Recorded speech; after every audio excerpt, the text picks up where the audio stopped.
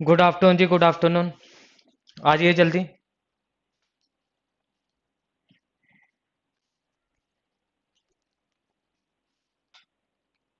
Good afternoon. सिर्फ 2 minute wait कर लेते हैं, बाकी भी आ जाएं एक बार।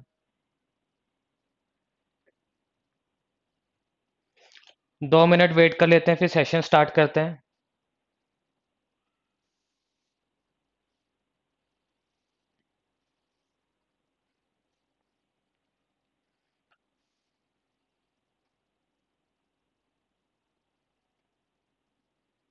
गुड आफ्टरनून जी, गुड आफ्टरनून जी। नवदीप, दलजीत, आदित्य।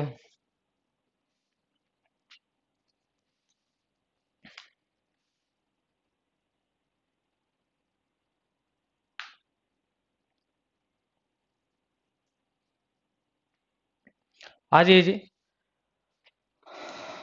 आज हम एक नया सब्जेक्ट स्टार्ट करने जा रहे हैं, जो कि इंजीनियरिंग पॉइंट ऑफ व्यू से बेसिक सब्जेक्ट होगा आपका इंजीनियरिंग का। क्लियर है? इसकी इंपॉर्टेंस को भी हम डिस्कस करेंगे। एग्जाम में किस तरह की प्रॉब्लम पूछी जाती है, कितने मार्क्स की प्रॉब्लम पूछी जाती है, तो सारी चीजें हम क्लास के अंदर डिस्कस करेंगे। क्लियर है? तो आज जो हम सब्जेक्ट स्टार्ट करने जा रहे हैं वो रहेगा जी फ्लूइड मैकेनिक्स। वो रहेगा जी फ्लूइड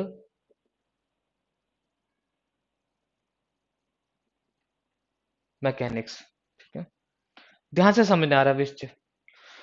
देखिए, जब हम बात करते हैं फ्लूइड मैकेनिक्स की, तो पहला तो मैं आपको ये बता देता हूं कि फ्लूइड मैकेनिक्स आप कौन कौन सी ब्रांचेस के लिए पढ़ते हो।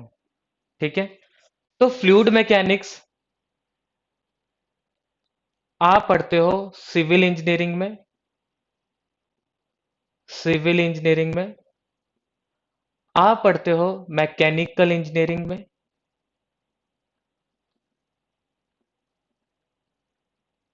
ठीक है?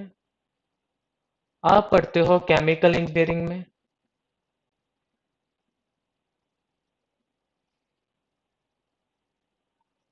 आप पढ़ते हो प्रोडक्शन इंजीनियरिंग के अंदर। ये सेम आप पढ़ते हो ऑटोमोबाइल इंजीनियरिंग के अंदर। और ये सेम आप पढ़ते हो इंजीनियरिंग साइंस का, जो इस बार गेट के अंदर इंट्रोड्यूस किया गया है। इस बार आपको पता होगा गेट के अंदर आप दो एग्जाम दे सकते हो, है ना? तो जिनकी भी, किसी की आपकी सिविल होगी, मैकेनिकल होगी, केमिकल होगी, प्रोडक्शन होगी, तो इनके लिए जो पेपर टू का ऑप्शन है, वो पेपर टू का ऑप्शन आप लोगों ने क्या फिल किया होगा? इंजीनियरिंग साइंस फिल किया होगा। ठीक है? तो इंजीनियरिंग साइंसेस के अंदर भी ये जो है सब्जेक्ट पूछा जाता है। अब ध्यान से समझते रहना। अब आपका पहला डाउट तो आएगा, सर ये सब्जेक्ट हम सारी ब्रांचेस के अंदर पढ़ते हैं, क्या सबका सिलेबस सेम होगा?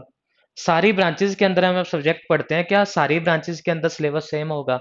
देखिए, अप्रोक्सीमेट सिलेबस सेम है। ठीक है? लेकिन जो टॉपिक आपने पढ़ने होंगे, किस किस ब्रांच ने पढ़ने होंगे, वो है पर टॉपिक या अगली क्लास स्टार्ट होने से पहले ही प्रीवियस क्लास के अंदर मैं आपको बता दिया करूंगा कि कल जो टॉपिक स्टार्ट होने वाला है वो कौन सी ब्रांच के लिए आपने पढ़ना है। ये पहला डाउट होगा आपके मन में कि सर आप बताओ हमारी ब्रांच में क्या सिलेबस है इसका। ठीक है? तो वो मैं आप साथ साथ में सारी चीजें आपको बताता चलूंगा। दूसरा डाउट आपका आता है कि सर मुझे बताओ कि पेपर के अंदर ये कितने मार्क्स का आता है, एग्जाम के अंदर ये कितने मार्क्स का पूछा जाता है। तो देखो यार, इसको ना, अगर मैं गेट के पेपर की बात करता हूं, इंजीनियरिंग सर्विसेज एग्जाम के पेपर की बात करता हूं, या कहीं पर मैं एई के लेवल की बात करता हूं, या जेई की बात करता हूं। ठीक है? और इंजीनियरिंग साइंस को भी मैं अलग से ले लेता हूं। ठीक है? क्योंकि इसका भी काफी स्टूडेंट ने पेपर जो है फिल किया होगा। तो इन सब में इसकी क्या क्या वेटेज है ना, ये वेटेज मैं आपको बताऊंगा पर चैप्टर के हिसाब से। पर चैप्टर के हिसाब से कि ये जो चैप्टर है, इसमें इसमें क्या क्या क्वेश्चंस बनते हैं, क्या पूछ सकते हैं, क्या पूछा जाता है। तो यही आपके जो है डाउट्स होंगे। ठीक है जी? तो ये भी मैं आपको बता दूंगा, और ये भी कैसे कैसे होता रहेगा, ये साथ साथ में मैं आपको एक्सप्लेन करता रहूंगा। थर्ड आपके पास डाउट क्या आता है कि सर कितने टाइम में ये सब्जेक्ट जो है वो खत्म होगा, कितने टाइम में ये सब्जेक्ट जो है खत्म होगा। बच्चे देखिए, इस सब्जेक्ट को पढ़ने के ना दो मेथड है। या तो है कि सिर्फ आपने पेपर क्लियर करना है, है ना? सिर्फ आपको उतनी नॉलेज चाहिए कि सर एग्जाम के अंदर ना कोई ऐसी प्रॉब्लम ना आए जो मैं ना सॉल्व कर सकूं। तो कहीं ना कहीं आपकी फर्स्ट प्रेफरेंस यही रहनी चाहिए कि सर इसकी कोई ऐसी प्रॉब्लम ना रहे कि एग्जाम के अंदर मैं उसको ना सॉल्व कर पाऊं। ये तो हुआ जी इसका पहली आपकी प्रेफरेंस क्या रहेगी। दूसरी प्रेफरेंस क्या रहेगी, अब आपको भी पता है कि अगर आप गेट की तैयारी कर रहे हो या किसी ईएससी की तैयारी कर रहे हो या एई की तैयारी कर रहे हो, तो यार एग्जाम क्लियर करने के बाद आपको कहीं ना कहीं इंटरव्यू फेस करना पड़ेगा। एग्जाम क्लियर करने के बाद आपको कहीं ना कहीं इंटरव्यू फेस करना पड़ेगा। तो यार इंटरव्यू पॉइंट ऑफ व्यू से जो one of the most important subject है that is the fluid mechanics. Interview point of view से one of the most important subject आपके पास क्या आ जाता है जी, fluid mechanics. Maximum number of questions पूछते हैं इंटरव्यू के अंदर फ्लूइड मैकेनिक्स अंदर। क्यों? क्योंकि यार देखो ये ना इतनी ब्रांचेस का जो है कॉमन सब्जेक्ट है और रिसर्च आजकल हर डिपार्टमेंट में हो रही है। तो रिसर्च से फील्ड इतनी ज्यादा वाइड हो गई है कि इसके अंदर ना डिजाइनिंग की प्रॉब्लम हो, चाहे पाइप डिजाइनिंग की प्रॉब्लम हो, या तो आपके पास जो जो नए नए एक्सपेरिमेंट होते रहते हैं, तो काफी तरह की प्रॉब्लम जो है इस सब्जेक्ट से पूछी जाती है। क्लियर है? तो देखिए आप में से कई ऐसे स्टूडेंट हो गए जो मुझे नहीं जानते, जिनके लिए आज मेरा फर्स्ट लेक्चर होगा, है ना? तो अपने बारे में मैं आपको बस साथ साथ भी लेक्चर बाय लेक्चर बताता रहूंगा। लेकिन आपने काम क्या करना है ना, अगर आप इस लेक्चर को देख रहे हो लाइव, तो ना यार आपने ना कमेंट करते रहना है। क्यों? क्योंकि कमेंट से ही हमें क्लियर होगा कि आप लोगों को लेक्चर समझ में आ रहा है या नहीं आ रहा है। क्लियर है? अगर आप कमेंट करोगे तो मुझे लगेगा कि जो मैं समझाना चाह रहा हूँ या जो मैं समझा रहा हूँ वो आपको समझ में आ रहा है। कोई भी ऐसा पॉइंट है कहीं पर आपको ना समझ में आया, आपने वहीं पर ही पूछना है कि इस पॉइंट का क्या मतलब होगा। क्योंकि एक भी पॉइंट अगर आप मिस करोगे तो आपको पूरा का पूरा सब्जेक्ट ही मिस हो जाएगा। क्लियर है? अब आ जाता हूँ जी मैं इसके सिलेबस की ओर। क्लियर है इतना? ठीक है। तो ये तो मैंने सिंपल बताया किस किस ब्रांच में पढ़ना है, किस सब्जेक्ट में क्या क्या इसकी कितने मार्क्स का आएगा, ये पर सब्जेक्ट में आपको बताता चलूंगा।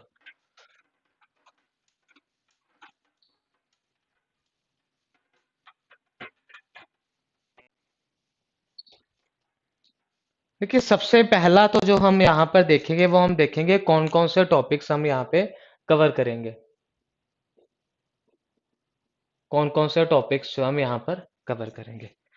देखिए पहला जो रहेगा वो आपके पास रहेगा जी इंट्रोडक्शन। इंट्रोडक्शन वही है जो अभी चल रही है, ये इंट्रोडक्शन ही चल रही है अभी। ठीक है। इंट्रोडक्शन के बाद हम करेंगे जी फ्लूइड प्रॉपर्टीज। इंट्रोडक्शन के बाद आ जाएगा जी fluid properties. Fluid properties. Fluid properties के बाद आ जाते हैं जी pressure and its measurement. Pressure and its measurement. फिर आपके पास आ जाएगा जी हाइड्रोस्टैटिक फोर्सेस। फिर आपके पास आ जाएगा जी हाइड्रोस्टैटिक फोर्सेस। उसके बाद आपके पास आ जाएगा जी बायंसी एंड फ्लोटेशन। उसके बाद चैप्टर आ जाएगा जी buoyancy and floatation. Buoyancy and floatation के बाद आ जाएगा जी fluid kinematics.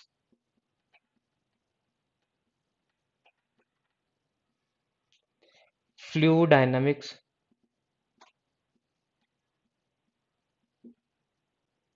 Flow through pipe.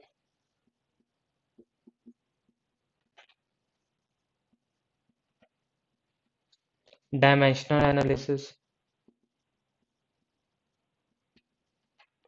Dimensional analysis. Notches and weir. फिर आ जाएगा जी, दिखाई दे रहा है यहाँ तक? फिर आ जाएगा बाउंड्री लेयर थ्योरी।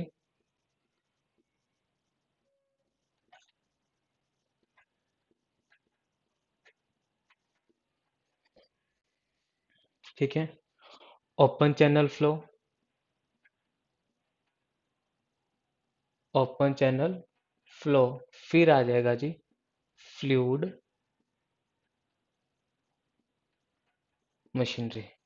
ये रहेंगे जी सारे के सारे टॉपिक्स जो कि हम जो है एफएम के अंदर कवर करेंगे। पहली चीज देखिए जो इंट्रोडक्शन वाला पोर्शन रहेगा, फ्लूइड प्रॉपर्टीज रहेगा, प्रेशर एंड इट्स मेजरमेंट रहेगा, हाइड्रोस्टैटिक फोर्सेस रहेगा, बायंसी एंड फ्लोटेशन रहेगा। पहले आप इसको समझिए। देखिए ये वाला जो पोर्शन रहेगा ना, ये वाला यहां तक का, है ना, ये आपका रहेगा जी कोर। कोर किस पॉइंट ऑफ व्यू से रहेगा? देखिए अगर आपको ये वाले चैप्टर ढंग से समझ में आ गया ना, तो आपको ये वाले चैप्टर इजिली समझ में आ जाएंगे। अगर आपको ऊपर वाले 5 चैप्टर ढंग से समझ में आ गए, तो बाकी के रिमेनिंग जितने भी चैप्टर्स हैं, वो सारे आपको आसानी से समझ में आ जाएंगे। ऐसा क्यों है? ये जितने भी हम स्टडी देखेंगे, ये सारी की सारी आपकी कहलाएगा जी फ्लूइड मैकेनिक्स का बेसिक्स। और जितनी भी मैंने आपको ब्रांचेस लिखवाई हैं, उन सारी ब्रांचेस के लिए ये क्या रहेगा जी आपके पास कॉमन रहेगा। तो जब तक तो हमारा ये चलता रहेगा, आप कभी भी गलती से ये मत सोचना कि सर मेरे एग्जाम में आएगा या नहीं आएगा। नहीं आना होगा, मैं आपको पहले ही एक्सप्लेन कर दूंगा कि भाइयों मत पढ़ो, एग्जाम के अंदर ये चीज नहीं आएगी। क्लियर है इतना?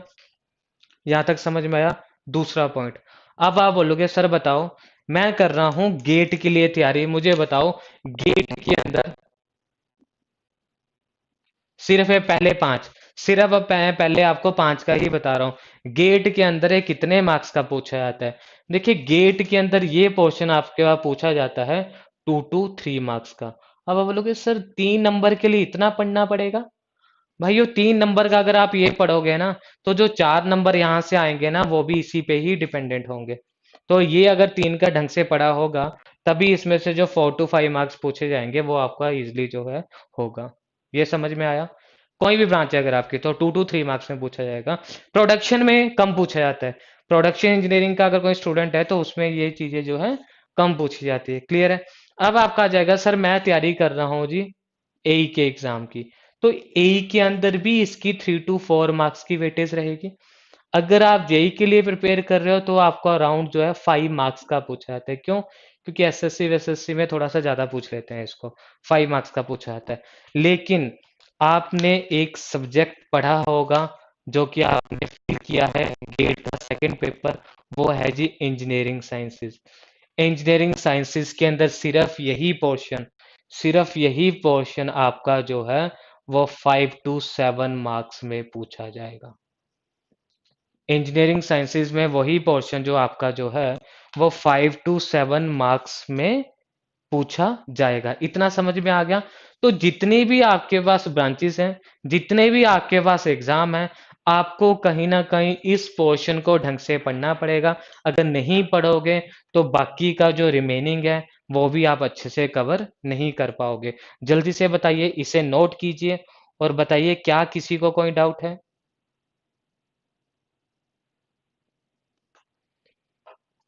इसको नोट कीजिए और बताइए क्या किसी को कोई डाउट है? बच्चे डाउट्स होंगे तो साथ साथ ही क्लियर करते रहना।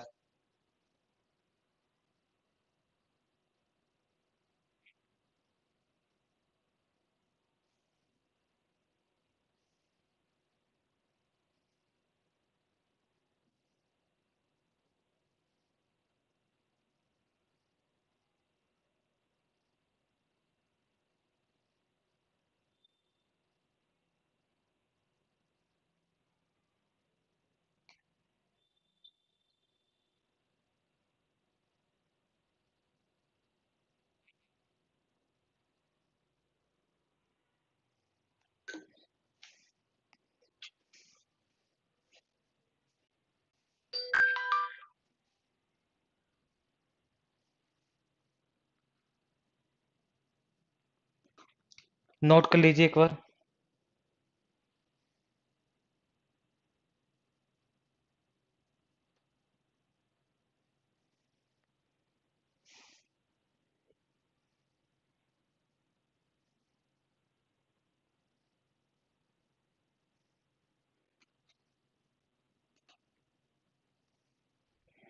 करें जी?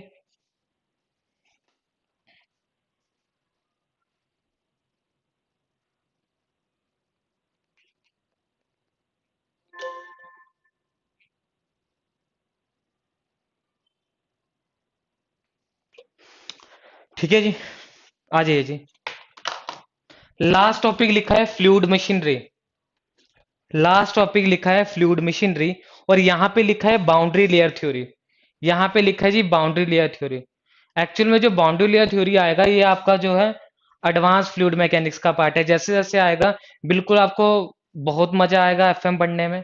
ऐसी कोई प्रॉब्लम नहीं होगी जो आपको एग्जाम के अंदर ना सॉल्व हो, और आप इसका जो मतलब है फ्लूइड मैकेनिक्स का, वो आपको ढंग से समझ में आ जाएगा। ठीक है, सिर्फ उसके लिए कंडीशन एक ही है, क्लास रेगुलर लगानी है। दूसरी जो है, या सेशन जितना भी हो उसमें आपको पार्टिसिपेट करना है। अगर पार्टिसिपेशन नहीं होगी तो गारंटी वारंटी नहीं ले पाएंगे। ठीक है जी।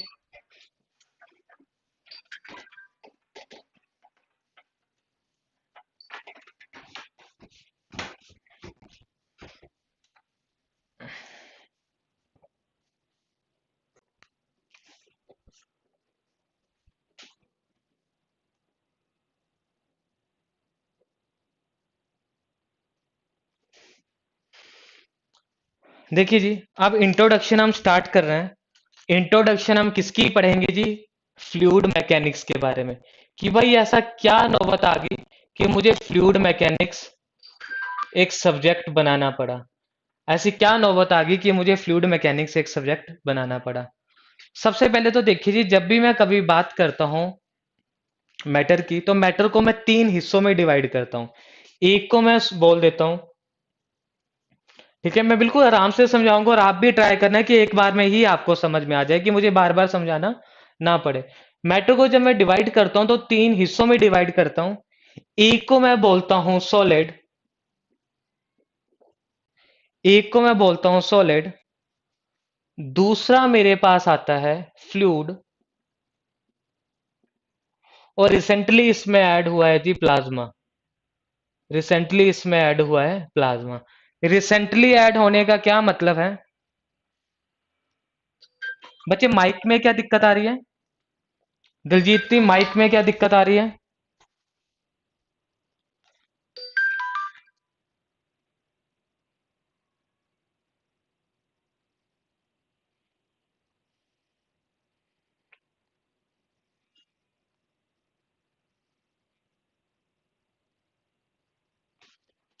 बच्चे माइक में क्या दिक्कत आ रही है? नहीं समझ में आ रहा है क्या? बीच में वॉइस क्लियर नहीं आ रही है। बच्चे एक बार मैं चेक कर लेता हूँ, सिर्फ एक सेकंड दीजिए।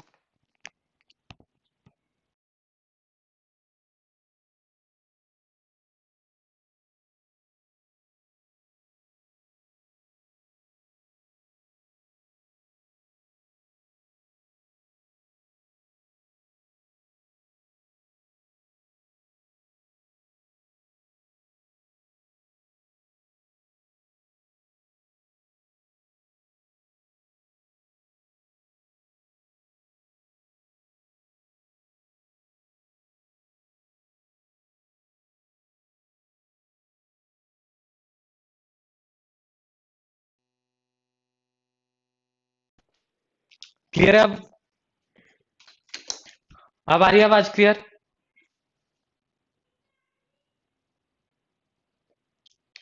बच्चे बिल्कुल अब नहीं आएगी। दिलजीत जी, अब नहीं आएगी आवाज में कोई दिक्कत?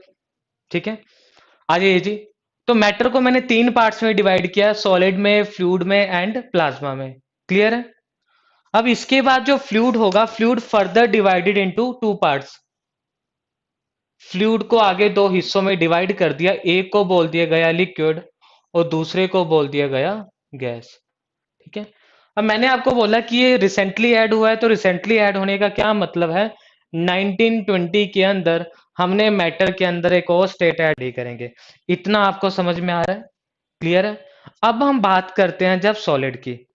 तो देखिए, जब मैं सॉलिड की बात करता हूं ना, generally we divided the solid into two parts. हम क्या करते हैं, सॉलिड को दो हिस्सों में डिवाइड करते हैं। सॉलिड का एक पार्ट तो कहलाता है जी रिजिड बॉडी। सॉलिड का एक पार्ट तो कहलाता है जी रिजिड बॉडी, और दूसरा पार्ट कहलाता है जी रेजिस्टेंट बॉडी।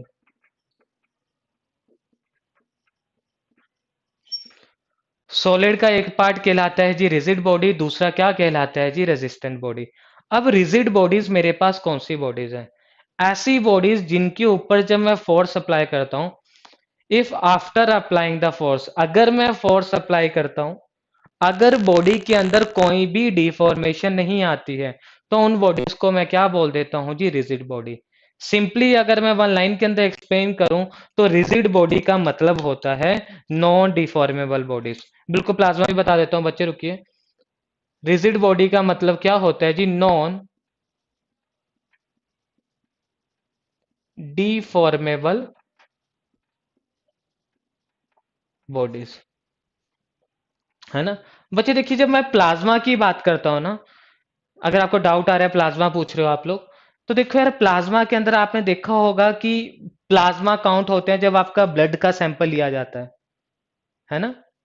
उसके अंदर क्या होते हैं, प्लाज्मा काउंट्स होते हैं। तो वो स्टडी आपकी आएगी इसके अंदर।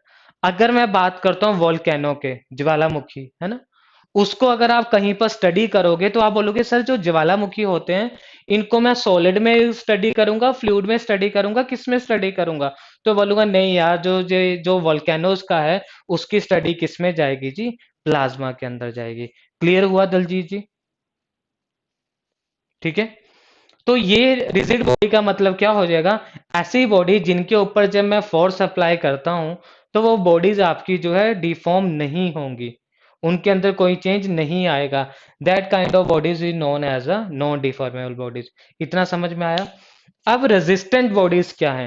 रेजिस्टेंट बॉडीज क्या है? ऐसी बॉडीज जिनके ऊपर when we apply a force, ऐसी बॉडी जिन पर when we apply a force, ये आपके पास क्या हो जाएगा जी,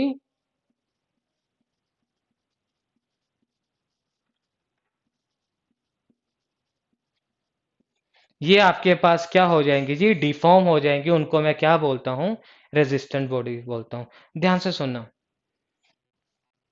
इंजीनियरिंग का वो सब्जेक्ट जिसके अंदर we study about the resistant bodies, we study about the resistant body. तो उससे पहले मैं आपको कुछ एक इसकी एग्जांपल बता देता हूं। देखो, रेजिस्टेंट बॉडी का फिजिकल मीनिंग क्या है?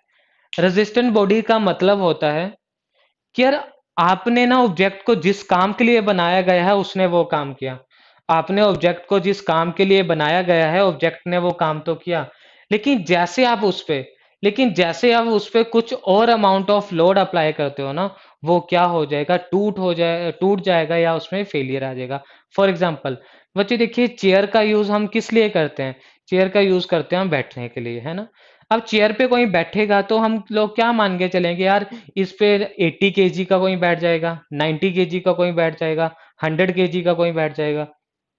लेकिन उसी चेयर के ऊपर अगर मैं 3 केजी का कोई लोड रख दूंगा, तो वो चेयर क्या हो जाएगी, ब्रेक हो जाएगी, वो चेयर क्या हो जाएगी, टूट जाएगी। तो उसको मैं क्या बोलूंगा जी, रेजिस्टेंट बॉडीज बोलूंगा। Resistant bodies are those bodies जिनको जिस काम के लिए बनाया गया उन्होंने वो काम तो किया, ठीक है, लेकिन अगर उस लिमिट से ज्यादा, ठीक है, अगर उस लिमिट से ज्यादा when we apply a load, तो उसके अंदर क्या आ जाएगा, फेलियर आ जाएगा। तो उसको मैं बोलता हूँ जी रेजिस्टेंट बॉडी। अब आप बोलते हो सर चेयर का इंजीनियरिंग से क्या कंसर्न है? मैंने बोला कोई कंसर्न नहीं है, लेकिन आपने ब्रिज भी तो देखा होगा, पुल बना हुआ देखा होगा। जब पुल बनता है तो कई बार क्या आता है, न्यूज के अंदर आपने सुना होगा कि जो ब्रिज जो है ये आपका 5 साल में ही टूट गया, लेकिन ब्रिज की लाइफ 5 साल तो नहीं थी। तो वो 5 साल में कैसे टूट गया, तो उसके लिए आपको कुछ ना कुछ स्टडी करना पड़ेगा कि वो क्यों टूट गया। तो उसके अंदर हम ना कुछ एक पैरामीटर डिस्कस करते हैं। तो जब ब्रिज बनता है तो उसके अंदर हम लिखते हैं कि इस ब्रिज पे 5 टन से ज्यादा भार लेकर मत जाएं। तो यार, गाड़ी मेरी, ट्रक मेरा, मैं 5 लेके जाऊं या 10 लेके जाऊं, गवर्नमेंट को क्या दिक्कत है? तो भाई गवर्नमेंट को क्या दिक्कत है, जिस आप पुल को क्रॉस करके जा रहे हो वो तो गवर्नमेंट ने ही बनाया है ना।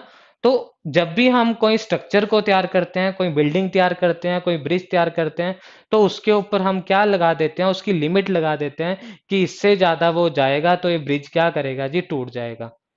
इसलिए हम क्या बोलते हैं कि अगर विद इन द लिमिट ही हम उस ऑब्जेक्ट के ऊपर काम करते रहें, विद इन द लिमिट ही हम उस ऑब्जेक्ट से काम लेते रहें, तो ऑब्जेक्ट की लाइफ क्या होती है जी, मैक्सिमम होती है। लेकिन जैसे ही आप ज्यादा लोड अप्लाई करोगे, उसके अंदर क्या आ जाएगा जी, फेलियर आ जाएगा। ठीक है। इंजीनियरिंग का वो सब्जेक्ट जिसके अंदर आप इसको स्टडी करते हो, वो आपका आ जाएगा जी सोम, है ना। ये रेस्ट पे करते हैं, कैसे करते हैं, जब सोम आएगा तब पढ़ेंगे यार, अभी इसकी जरूरत नहीं है। अब रिजिड बॉडी के अंदर क्या आ जाएगा जी, नॉन डिफॉर्मेबल बॉडी। अब देखिए रिजिड बॉडी का मतलब क्या है, डिफॉर्मेशन ही नहीं है। रिजिड बॉडी का मतलब क्या होता है, डिफॉर्मेशन ही नहीं है, नो डिफॉर्मेशन। अब आप मेरे से पहली बात तो पूछोगे सर कोई ऐसी बॉडी बनाओ जो डिफॉर्मेशन ना होती हो, जिसके अंदर जो डिफॉर्मेबल ना हो, कोई ऐसी बॉडी का नाम बताइए। तो देखिए जो नॉन डिफॉर्मेबल बॉडी है ना, या नॉन डिफॉर्मेशन है, ये आपके पास क्या है, हाइपोथेटिकल बॉडी है। एक्चुअल में ऐसी बॉडीज नहीं होती हैं। ये आपके पास क्या है, हाइपोथेटिकल बॉडीज है। ये आपके पास क्या है, हाइपोथेटिकल बॉडीज है।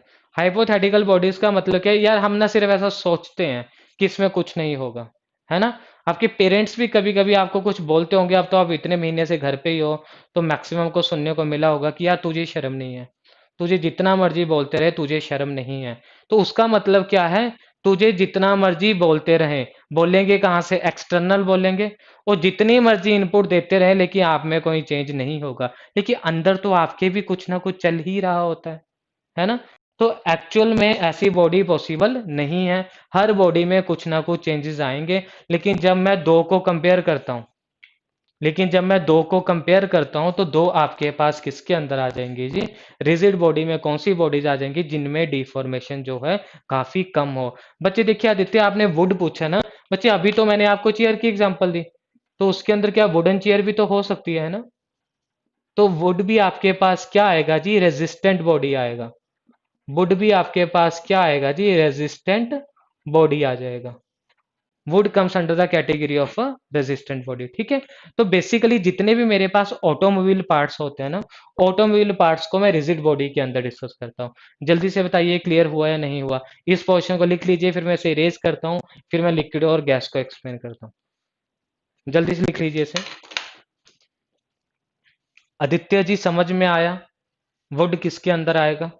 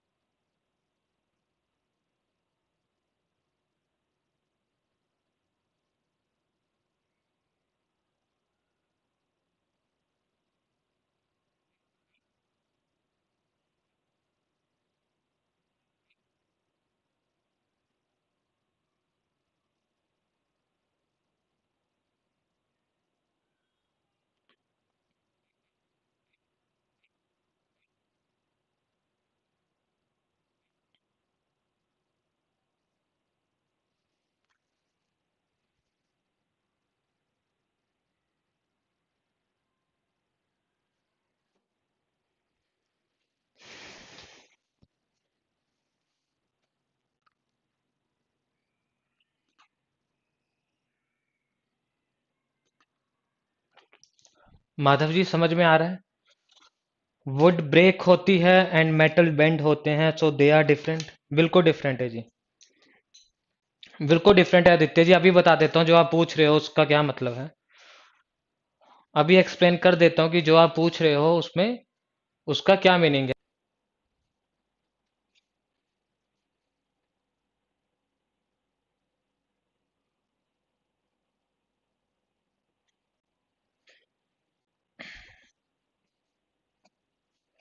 जैसे ही नोट हो जाएगा डन लिख देना।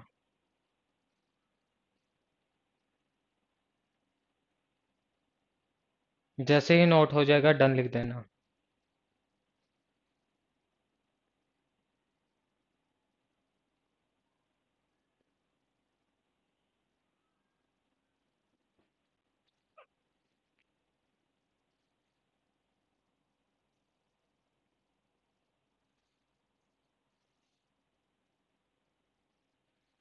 डन।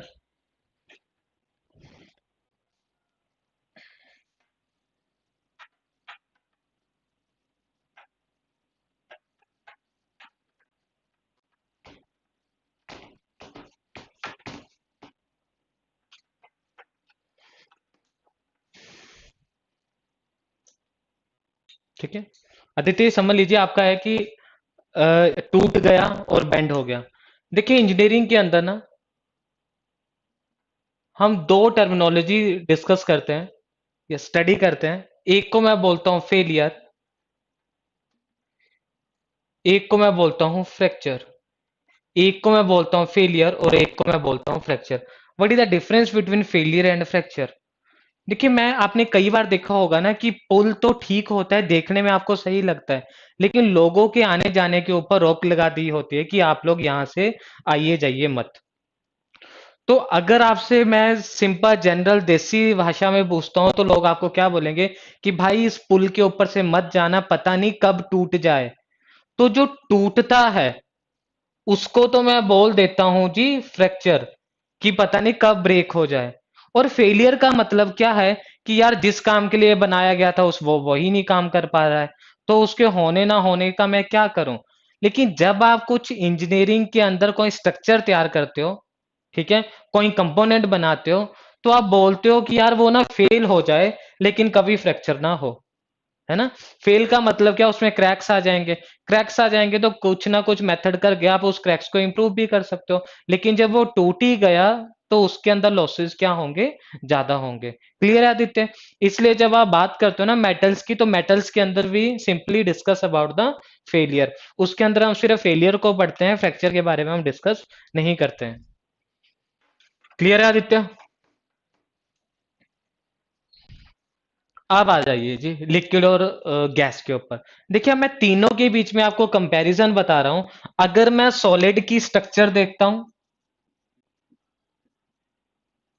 अगर मैं सॉलिड की स्ट्रक्चर देखता हूं, तो सॉलिड के मॉलिक्यूल्स एक दूसरे के साथ कुछ ऐसे अटैच्ड होते हैं। सॉलिड के मॉलिक्यूल्स, है ना, सॉलिड के मॉलिक्यूल एक दूसरे के साथ कुछ ऐसे अटैच्ड होते हैं। लिक्विड की अगर मैं बात करता हूं तो लिक्विड के मॉलिक्यूल कुछ ऐसे होते हैं। और अगर मैं गैसेस की बात करता हूं ना, तो गैसेस के अंदर क्या होती है, ठीक है जी। सॉलिड की बात करता हूं तो आप बोलोगे सर जैसे आपने डायग्राम बनाई है ना, इसको देखकर तो ऐसा ही लग रहा है कि सॉलिड के अंदर जो मॉलिक्यूल्स होंगे वो क्लोजली पैक्ड होंगे। क्लोजली पैक्ड का मतलब बिल्कुल एक के ऊपर एक, बिल्कुल एक से एक के साथ एक जुड़ा हुआ होगा। क्या होंगे जी, क्लोजली पैक्ड होंगे। और जब मैं गैस के मॉलिक्यूल्स की बात करूंगा ना, इसमें क्या होगा जी, रैंडमनेस ज्यादा होंगे। फैल रहे हैं, कोई इधर जा रहा है कोई उधर जा रहा है, रैंडमनेस ज्यादा होगा। और इसकी अगर बात करोगे, आप बोलोगे सर ना तो इसमें रैंडमनेस है ना ही तो ये क्लोजली पैक्ड है, मतलब ये क्या आ जाएगा, बिटवीन आ जाएगा। किसके बिटवीन आ जाएगा जी, closely packed and the randomness के बीच आ जाएगा। अब ध्यान से सुनना मेरी बात। देखो मैं क्या करता हूं, मैं इनका टेम्परेचर बढ़ाता हूं। टेम्परेचर बढ़ा दिया, मेरे पास कोई एक सॉलिड का आप कोई भी कंपोनेंट मान लीजिए, आप कोई भी सॉलिड कंसीडर कर लीजिए और उसको क्या कर लीजिए, जला दीजिए। जब आप सॉलिड को जलाओगे ना, तो आप उसका बिहेवियर किस तरह से एनालाइज करोगे, उसके बिहेवियर को एनालाइज करने के लिए भी consider a simple example of rope. हम एक रस्सी की एग्जांपल कंसीडर करते हैं। रस्सी को कहीं आपने जलता हुआ देखा है? रस्सी जब जलती है ना, तो लेयर वाइज लेयर टूटती है, देखा है आपने? रस्सी जब जलती है तो लेयर वाइज लेयर टूटती रहती है, और लेयर वाइज लेयर टूटती रहती है, वो कमजोर कमजोर कमजोर होता होता क्या हो जाता है, एक दूसरे से अलग हो जाते हैं। देखा है ना आपने ऐसा? तो जब मैं बात करता हूं ना सॉलिड की, तो सॉलिड के अंदर भी ऐसा होता है। जब मैं टेम्परेचर को बढ़ाता हूं, जब मैं टेम्परेचर को बढ़ाता हूं तो उसके मॉलिक्यूल्स क्या हो जाते हैं, कुछ ऐसे हो जाते हैं, दूर दूर हो जाते हैं। लेकिन आप बोलोगे सर सॉलिड का तो मुझे क्लियर है, आप मुझे गैस का बताओ। तो सॉलिड के आसपास का बिहेवियर रहता है कहीं ना कहीं लिक्विड का भी। आप मुझे बताओ गैस का, कि गैस के अंदर क्या होगा। अगर आपको लिक्विड को समझना है तो आप शहद की एग्जांपल ले लीजिए, हनी की एग्जांपल ले लीजिए। हनी आपने गर्म किया होगा कभी? जब हनी को आप गर्म कर देते हो ना, तो वो इजिली फ्लो कर देता है। इजिली फ्लो कब करेगा, जब मॉलिक्यूल्स की ना आपस में कम बनती है, तो वो क्या करेगा जी, इजिली फ्लो करेगा। आया समझ में? अब बात करते हैं जी गैसेस की। आप बोलोगे सर गैसेस का मुझे बताओ क्या होगा। गैसेस केस में जब मैं टेम्परेचर इंक्रीज करूंगा तो क्या इफेक्ट पड़ेगा। तो गैसेस का केस समझिए। सबसे पहले तो देखो गैसेस के मॉलिक्यूल्स तो पहले ही दूर है। तो गैस के केस के अंदर जब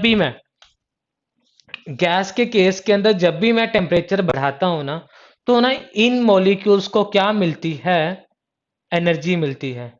इन मॉलिक्यूल्स को क्या मिलती है? एनर्जी मिलती है। और उस एनर्जी के कारण इट गेट्स एक्साइटेड, ये एक्साइटेड हो जाते हैं और एक्साइटमेंट में ना इधर उधर भागना स्टार्ट करते हैं। एक्साइटमेंट में क्या करते हैं? इधर उधर भागना स्टार्ट करते हैं। और भागते भागते ना एक दूसरे के साथ क्या कर जाते हैं? कोलाइड कर जाते हैं। और भागते भागते एक दूसरे के साथ एक क्या कर जाते हैं? कोलाइड कर जाते हैं। अब आने वाली लाइन बिल्कुल ध्यान से सुनिए, जो कि एग्जाम के अंदर डायरेक्ट क्वेश्चंस पूछा जाता है। क्या पूछा जाता है? The distance travelled by two molecules, the distance travelled by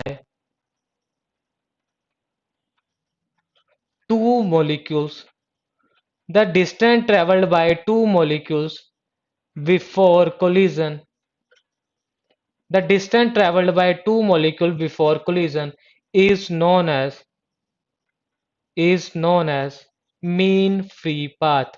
आया समझ में या नहीं आया? आपने कहीं ना कहीं इंजीनियरिंग के अंदर आज तक मीन फ्री पाथ पढ़ा होगा। उस मीन फ्री पाथ का मतलब क्या है? उस मतलब को समझिए। The distance travelled by two molecules, the distance travelled by two molecules before the collision. मान लीजिए कुछ टाइम के बाद ये दोनों आपस में टकरा जाते हैं, ये दोनों आपस में टकरा जाते हैं। तो यार मुझे इतना बताओ, टकराने से पहले टकराने से पहले इन्होंने कुछ डिस्टेंस तो मूव किया होगा। टकराने से पहले इन्होंने कुछ डिस्टेंस तो मूव किया होगा। That distance is known as the mean free path. आया समझ में? और जिसने इसका कंसेप्ट दिया, जिसने मीन फ्री पाथ का कंसेप्ट दिया, उसी को हम बोलते हैं काइनेटिक थ्योरी ऑफ गैसेस। आगे जाके मैं इनका यूज करूंगा, लेकिन वहां पे मैं सिंपल मीन फ्री पाथ बोलूंगा, काइनेटिक थ्योरी ऑफ गैसेस बोलूंगा। तो आपको कहीं ना नॉमेनक्लेचर क्लियर होना चाहिए। बच्चे देखिए, नॉमेनक्लेचर अगर क्लियर होगा ना, तो आधी से ज्यादा चीजें अपने आप ही क्लियर हो जाएंगी। अगर आपको नॉमेनक्लेचर क्लियर नहीं है, मतलब क्लियर नहीं है आपको, मतलब क्लियर नहीं है, तो ये चीजें भी आपको क्लियर नहीं होंगी। एक बार इतना नोट कीजिए और मुझे बताइए, इसमें किसी को कोई डाउट? इसमें किसी को कोई डाउट?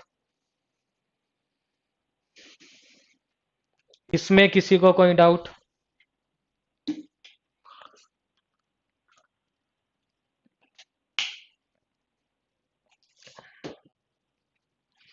नोट कीजिए और बताइए, इसमें किसी को कोई डाउट?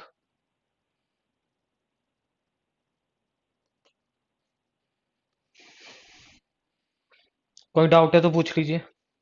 जैसे ही नोट हो जाएगा डन लिख देना। जैसे ही नोट हो जाएगा डन लिख देना।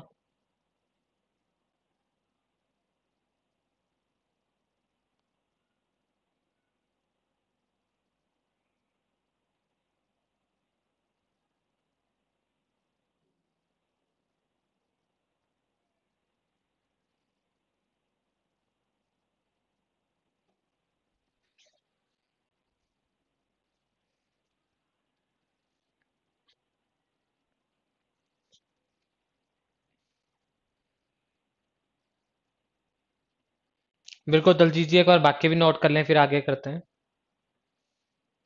समझिए, ध्यान से समझिए। देखिए इतना आप कर लीजिए। देखिए एक तो पहला, थोड़े दिन में पढ़ाऊंगा आपको खुद ही क्लियर हो जाएगा। एक तो मैं थोड़ा धीरे पढ़ाता हूँ, धीरे का मतलब आराम आराम से पढ़ाता हूँ, है ना।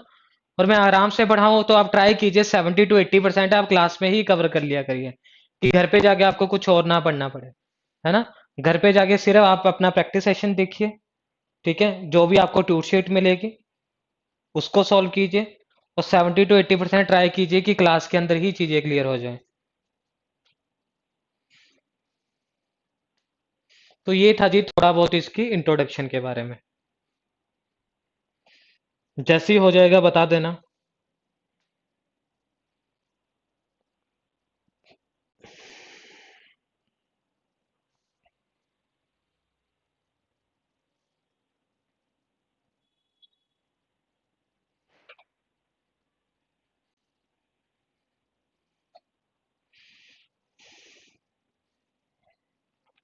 बिल्कुल दलजीत जी, बिल्कुल सही है। बताइए।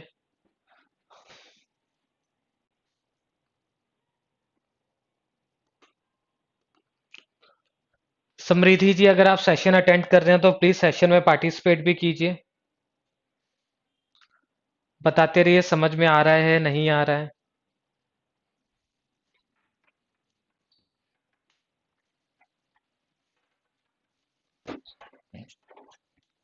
क्योंकि कुछ टाइम पहले क्या सिनेरियो था, स्टूडेंट का फेस देख के आइडेंटिफाई करते थे कि आपको समझ में आ रहा है नहीं आ रहा है। स्टूडेंट का फेस देख के पता चल जाता था स्टूडेंट को समझ में आ रहा है नहीं आ रहा है। लेकिन आज का टाइम कैसा है, स्टूडेंट के मैसेज से कंफर्म होता है कि समझ में आ रहा है या नहीं आ रहा है। ठीक है। पहले स्टूडेंट के फेस से पता चलता था कि उसको समझ में आ रहा है नहीं आ रहा है। अब देखिए फेस तो दिखेगा नहीं। तो टेक्नोलॉजी थोड़ी सी इंप्रूव हुई है, उसने क्या बोल दिया जी, आप कमेंट से ही समझिए कि समझ में आ रहा है या नहीं आ रहा है। आ जाइए जी। अब स्टार्ट कर रहे हैं जी हम अपना फर्स्ट चैप्टर। ठीक है। जो कि रहेगा जी फ्लूइड प्रॉपर्टीज। फर्स्ट चैप्टर जो कि क्या रहेगा जी, फ्लूइड प्रॉपर्टीज। ठीक है। अच्छा, उसके अंदर मैंने अभी आपको मैकेनिक्स का मतलब नहीं बताया है ना। मैंने अभी आपको सिर्फ फ्लूइड एक्सप्लेन किया है, मैकेनिक्स नहीं एक्सप्लेन किया, सॉरी। मैकेनिक्स को भी देख लेते हैं हम। फ्लूइड को मैंने एक्सप्लेन कर दिया था, अब आ जाते हैं जी मैकेनिक्स के ऊपर। मैकेनिक्स का क्या मतलब होता है। देखिए मैकेनिक्स को हम सिंपली क्या बोलते हैं, study of object. Study of object at rest और in motion. Study of object at rest और इन मोशन, उसको हम क्या बोलते हैं जी, उसको हम बोलते हैं मैकेनिक्स बोलते हैं।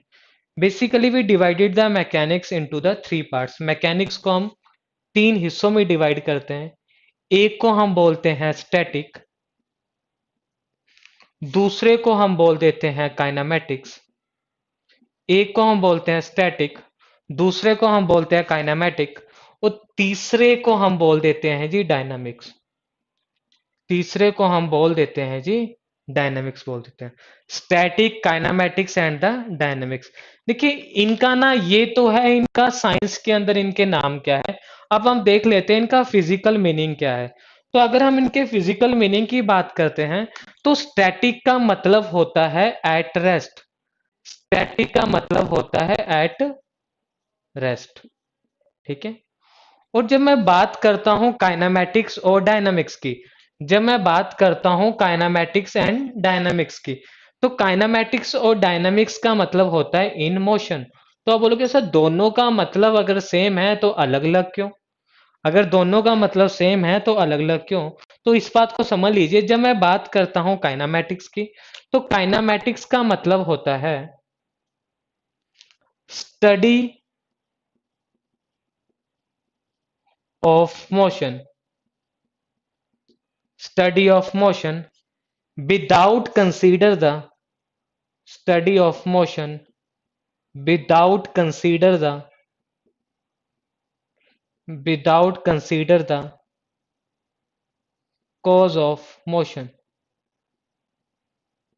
ठीक है। हम मोशन को स्टडी करते हैं, लेकिन किसके कारण मोशन है उसको हम स्टडी नहीं करते। तो अब पहला आपका कमेंट यही आता है, सर समझ नहीं आया, सर समझ नहीं आया। तो मैंने बोला यार बचपन से आपने एक क्वांटिटी पढ़ी है, ड्राइव्ड क्वांटिटी है, उसका नाम है वेलोसिटी।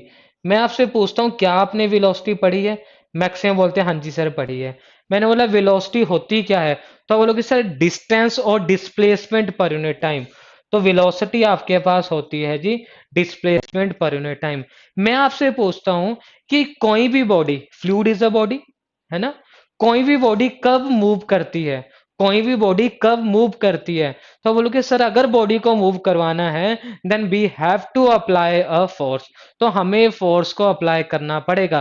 तो क्या फोर्स के अंदर, क्या वेलोसिटी के अंदर मैंने उस फोर्स को कहीं पे कंसीडर किया, नहीं किया। मैंने क्या किया जी, सिर्फ मेरा ध्यान है, मैंने क्या बोला कि भाई मुझे कोई चंडीगढ़ से दिल्ली छोड़ दो, जैसे मर्जी छोड़ो बस मुझे दिल्ली छोड़ दो। तो वो मतलब क्या होगा कि कैसे छोड़ा, कैसे हुआ, मुझे उससे लेना देना नहीं है।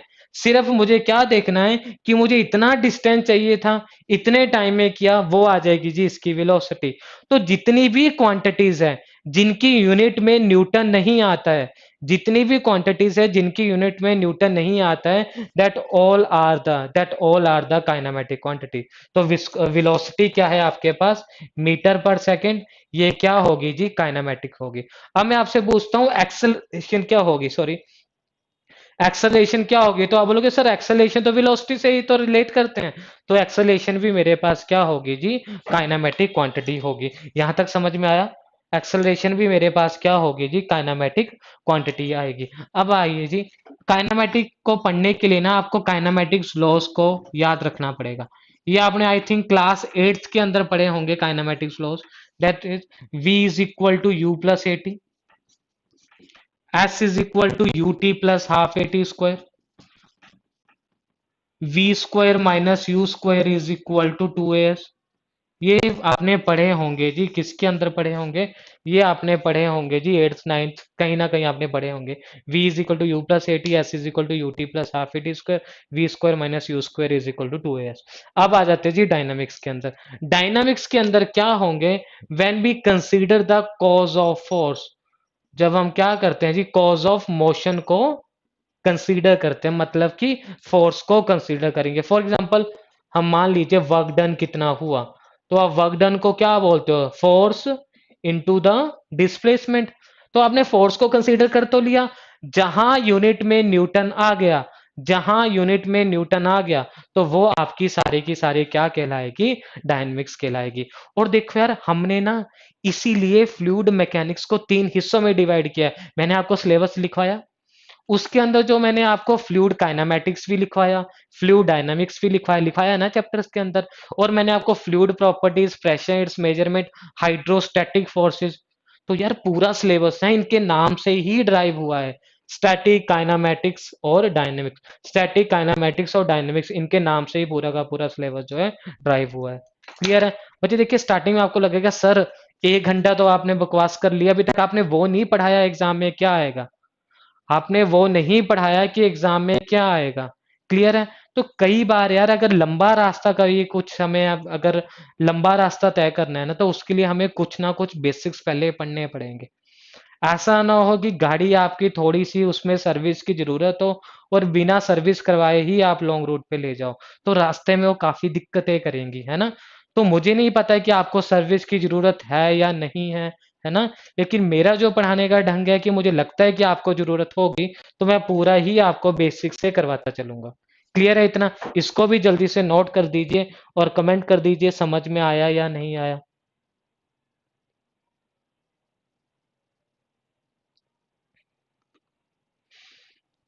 नोट कर दीजिए इसे भी और बताइए समझ में आया या नहीं आया। ये मेरी गारंटी है, इसमें से एफएम में आपको कोई भी अगर प्रॉब्लम आएगी, तो ऐसी कोई प्रॉब्लम नहीं होगी जो आप अटेम्प्ट ना कर पाओ। सारी की सारी प्रॉब्लम अच्छे से पूरे आराम से आप बैठ के अटेम्प्ट कर लोगे। ठीक है। दो ही है, एक तो सेशन जो आप रेगुलर अटेंड कीजिए, और जितना आपको काम दो उतना आप काम करके आया करिए, बस और कुछ नहीं।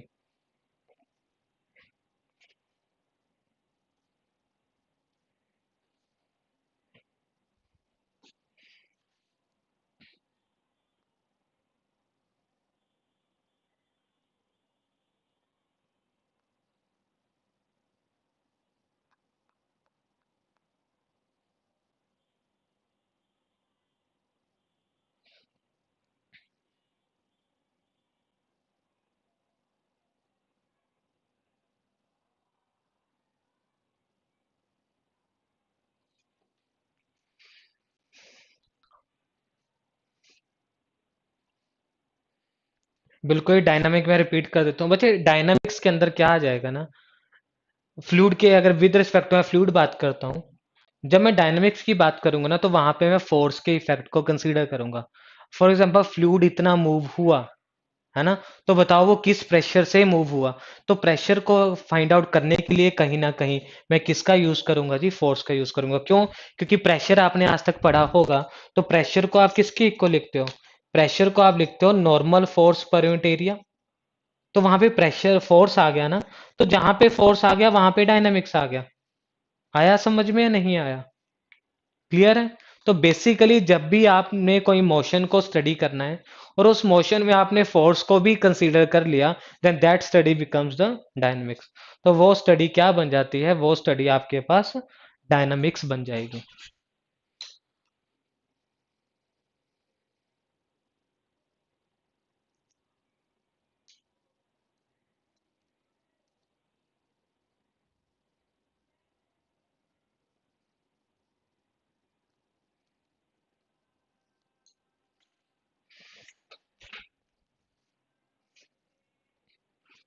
जैसे नोट हो जाएगा डन लिख देना बच्चे।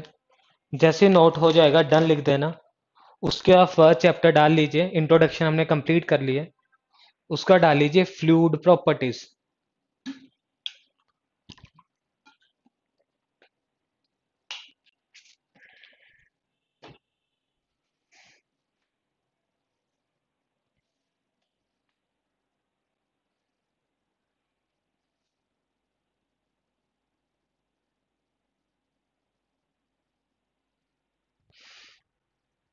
कोई डाउट?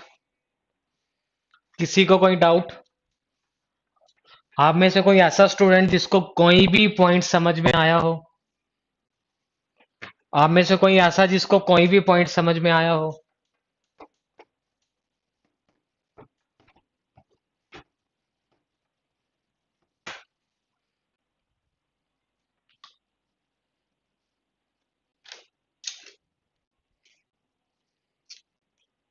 आप लिखते हैं जी फ्लूइड प्रॉपर्टीज। फ्लूइड प्रॉपर्टीज, ठीक है। फ्लूइड प्रॉपर्टीज के अंदर पहले हम फ्लूइड को डिस्कस करेंगे, फिर प्रॉपर्टीज को डिस्कस करेंगे, है ना। फ्लूइड का ओवरव्यू मैंने आपको बता दिया, इस पूरे के पूरे सब्जेक्ट के अंदर हम फ्लूइड को ही पढ़ेंगे, तो फ्लूइड आपको ढंग से समझ में आ ही जाएगा, ठीक है। अब हम बात करते हैं प्रॉपर्टीज की। तो प्रॉपर्टीज का मतलब होता है कैरेक्टरिस्टिक्स, कैरेक्टरिस्टिक्स ऑफ ऑब्जेक्ट, और यहाँ पे ऑब्जेक्ट क्या है, फ्लूइड। तो प्रॉपर्टीज का मतलब क्या होगा, कैरेक्टरिस्टिक्स ऑफ फ्लूइड, है ना। अब देखो, अगर मैं सिविल मैकेनिकल की बात करता हूँ, वहां पे सिंपल उन्होंने क्या लिख दिया है, फ्लूइड प्रॉपर्टीज लिख दिया है, बात खत्म कर दिया है ना। अगर मैं बात करता हूँ केमिकल की, वहां पे स्ट्रक्चरल प्रॉपर्टीज कुछ ऐसा लिखा है, तो वो उसका मतलब भी क्या होगा, कहीं ना कहीं फ्लूइड प्रॉपर्टीज ही होगा। अगर मैं इंजीनियरिंग साइंसेस की बात करता हूँ, तो वहां पे उन्होंने ना सिंगल सिंगल करके दे दिया, विस्कोसिटी क्या है, डेंसिटी क्या है, सरफेस टेंशन क्या है। तो कहीं ना कहीं वो सारा पोर्शन हम इसी के अंदर ही डिस्कस करेंगे, ठीक है। तो हमने क्या बोल दिया जी, फ्लूइड क्या है और प्रॉपर्टीज क्या है। तो सबसे पहले हम आ जाते हैं जी फ्लूइड के ऊपर। तो फ्लूइड इज द सब्सटेंस, ध्यान से समझना यार, नोट मत करना। नोट करना होगा तो आज आप मुझे ना व्हाट्सएप कर देना, अगर आपको इतना है ना, आप मुझे व्हाट्सएप कर देना ना। क्लासरूम नोट्स में आपको अपने व्हाट्सएप कर दूंगा, लेकिन उसके अंदर ना कुछ अपडेशन होती रहती है, ठीक है। तो उन नोट्स को ही मैं अपडेट करवाऊंगा कि एग्जाम में रिसेंटली क्या पूछा गया है, तो नोट्स के अंदर वो चीजें मैं ऐड करवा देता हूँ, ठीक है। तो ऐसा ना मैं पढ़ा रहा हूँ और आपका ध्यान पूरा नोट करने में। आप सुनिए, आराम से सुनिए, सुनने के बाद फिर नोट कीजिए। तो अगर मैं बात करता हूँ फ्लूइड की, अब fluid is a substance, fluid is a substance, a fluid is a substance which is which is capable of flow, which is capable of flow under the action of, which is capable of flow under the action of shear force, which is capable of flow under the action of shear force. However, small the shear force, small the shear force may applied। Example क्या है जी, liquid है, gas है। समझ लीजिए मैंने क्या लिखा, मैंने क्या लिखा, फ्लूइड क्या है, fluid is a substance which is capable of flow, ठीक है, जो कि कैपेबल ऑफ फ्लो है under the action of shear force. तो मतलब कि जब भी फ्लूइड पार्टिकल के ऊपर हम शियर फोर्स अप्लाई करेंगे, वो फ्लूइड पार्टिकल किस में आ जाएगा, मोशन के अंदर आ जाएगा, चाहे चाहे तो वो क्या हो। However, small the shear force may applied, चाहे शेयर फोर्स क्या की हो, बिल्कुल कम अमाउंट में अप्लाई की हो, तब भी वो क्या हो जाएगा जी आपके पास, मूव हो जाएगा। ठीक है, however small the shear force में अप्लाइड। एग्जांपल क्या आ जाएगा जी आपके पास, लिक्विड आ जाएगा, गैस आ जाएगा। अब ना इस पोर्शन को बिल्कुल ध्यान से समझना है। देखिए मैंने क्या बोला, फ्लूइड जब मूव होगा, विच इज फ्लो, फ्लो का मतलब मोशन हुआ या नहीं हुआ, कोई चीज फ्लो कर रही है तो मतलब वो मोशन के अंदर है ना। तो जब कोई चीज फ्लो ना करे तो उसको मैं रेस्ट पे बोलूंगा। तो मैं क्या कंडीशन लेता हूं, पहले रेस्ट।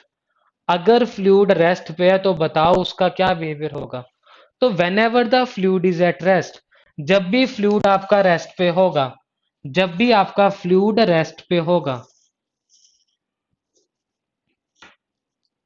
जब भी आपका फ्लूइड रेस्ट पे होगा, only the normal forces, only normal forces act on fluid particle. Normal forces fluid particle पर एक्ट करेगी। ठीक है, रेस्ट पे कोई बॉडी कब होती है, जब बॉडी इक्विलिब्रियम में होती है। बच्चे मुझे बता देना, ये छोटे छोटे बेसिक आपको पता है या नहीं पता है। कोई भी बॉडी आपकी रेस्ट पे कब होती है, जब वो बॉडी इक्विलिब्रियम में होती है। Whenever the body is in equilibrium, the body, the body is in equilibrium. Body आपकी किसके अंदर होगी जी, body is in equilibrium. Third आपके पास क्या है, net force is equal to zero. इस चीज को ध्यान से समझना, net force is equal to zero. Net force is equal to zero का मतलब क्या होगा कि यार हॉरिजॉन्टल भी लगेगी, वर्टिकल भी लगेगी, लेकिन उनका जो सम रहेगा ना वो क्या रहेगा, जीरो रहेगा। उनका जो सम रहेगा वो क्या रहेगा जी, जीरो रहेगा। Net force is equal to zero का मतलब क्या होगा कि समीशन ऑफ फोर्सेस, सारी फोर्सेस का सम किसके इक्वल होगा जी, जीरो के इक्वल होगा। ठीक है जी, ये तो आ गया जी whenever the fluid is at rest. ठीक है, लेकिन जब फ्लूइड मोशन में होगा, जब फ्लूइड आपका मोशन में होगा, इसी पार्ट को मैं कंटिन्यू कर रहा हूं, इसको अभी थोड़ी देर के लिए साइड पे रख देते हैं ना, इसी को आगे कंटिन्यू कर रहा हूं। When ever the fluid is in motion, जब आपका फ्लूइड किस में होगा जी, मोशन के अंदर होगा। ठीक है जी, तो रेस्ट के अंदर मैं ये बात लिख सकता हूं यहां पे, जब आपका फ्लूइड रेस्ट पे है, shear stress is equal to zero है, या shear force is equal to zero है। अगर शियर फोर्स लगेगी तो ये मूव कर जाएगा, है ना। रेस्ट पे है तो मतलब शियर फोर्स कहीं ना कहीं क्या होगी, इज इक्वल टू जीरो की इक्वल होगी। तो इन मोशन के अंदर पहली लाइन हम क्या लिखेंगे, for motion we need a shear force. हमें क्या चाहिए जी, शियर फोर्स चाहिए। ठीक है जी, मोशन के अंदर summation of forces is not equal to zero. क्यों, क्योंकि यहां पे क्या हो जाएंगी जी, कहीं ना कहीं अनबैलेंस्ड फोर्सेस लगेंगी, अनबैलेंस्ड फोर्सेस लगेंगी, और अनबैलेंस फोर्सेस के कारण not in equilibrium, not in equilibrium, है ना। नेक्स्ट, फॉर मोशन, अच्छा लिखवा दिया, for motion shear force requires. बताओ यार ये समझ में आया नहीं आया। तो ये फ्लूइड का क्या था, एक छोटा सा ओवरव्यू दिया मैंने आपको, है ना, कि फ्लूइड का मतलब क्या क्या है। और ये जो मैंने पॉइंट लिखवाया है ना, ये वाले, मान लीजिए यार जो आपका ए जेई के एग्जाम है ना छोटे मोटे, ये तो भाई डायरेक्ट पूछते हैं, ये तो डायरेक्ट पूछ लेते हैं कि भाई क्या होगा। और अगर मैं गेट और ईएससी की बात करता हूं, तो यार उनकी एप्लीकेशन को करने के लिए ना कहीं इन कंसेप्ट्स को क्लियर करना पड़ेगा। जल्दी से बताइए क्लियर हुआ या नहीं हुआ, जल्दी से।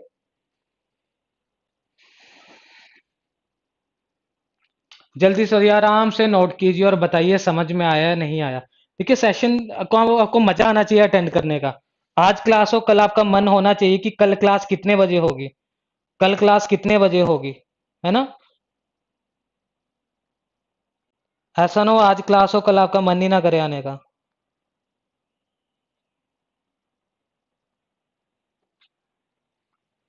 तो ऐसा अपने को नहीं चाहिए, है ना।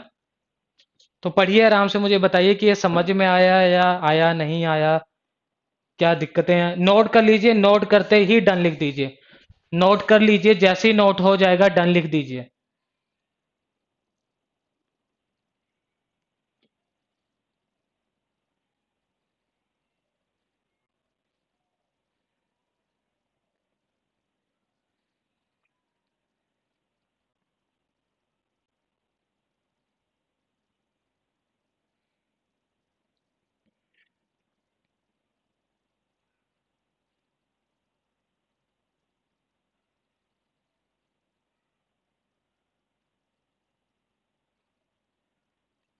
नोट कर लीजिए, जैसे ही नोट हो जाएगा डन लिख दीजिए।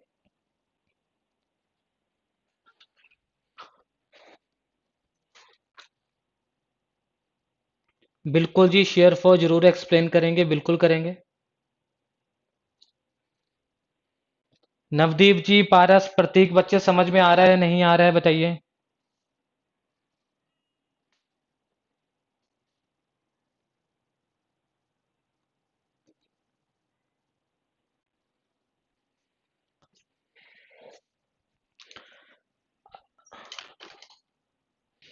इन मोशन, इन मोशन को रिपीट कर देता हूँ, है ना।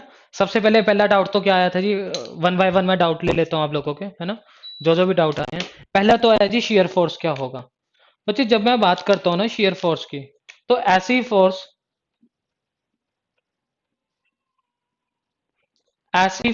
जो सरफेस के पैरेलल लगती है, ऐसी फोर्स जो सरफेस के पैरेलल लगती है, उस फोर्स को मैं बोलता हूं शेयर फोर्स। आया समझ में। तो शेयर फोर्स के कारण आपका ऑब्जेक्ट क्या हो जाता है, अनबैलेंस हो जाता है ना। आपने देखा होगा ना, आपका जो बॉडी है कुछ ऐसे हो जाएगी, ऐसे डिफॉर्म हो जाएगी, तो उसको मैं बोलता हूँ शेयर फोर्स। दूसरा आपने बोला इन मोशन का एक्सप्लेन कर दीजिए। देखो आपको रेस्ट का समझ में आया, ठीक है।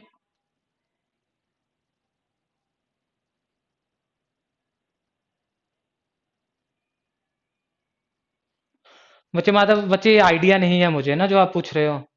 ये रेगुलर क्लास ही चल रही है माधव। माधव ये रेगुलर क्लास ही चल रही है, डेमो नहीं है, सब्जेक्ट स्टार्ट हुआ है, ठीक है। यहाँ पे आ जाइए जी, क्या लिखा है इसने, in motion, for motion we need a shear force. तो मैंने क्या बोला कि ये आपका जब भी आपकी बॉडी रेस्ट पे होगी तो उस पे क्या होगा जी, नॉर्मल फोर्सेस एक्ट करेंगी। क्लियर है। तो जब आपकी बॉडी मोशन में आएगी तो वो किसी के कारण आएगी। तो जिस कारण से बॉडी आपकी मोशन में आती है, तो वो कारण क्या है, शेयर फोर्स।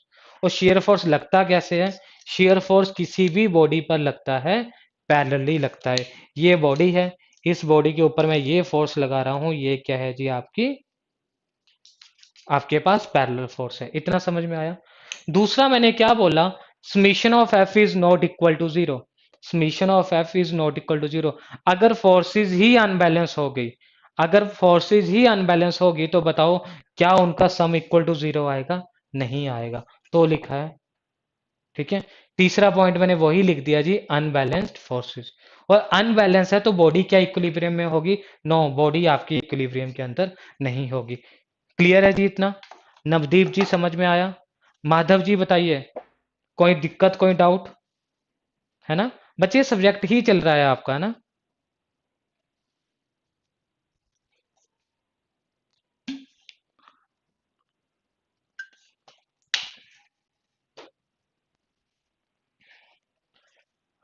बताइए जी, जल्दी बताइए, समझ में आया या नहीं आया।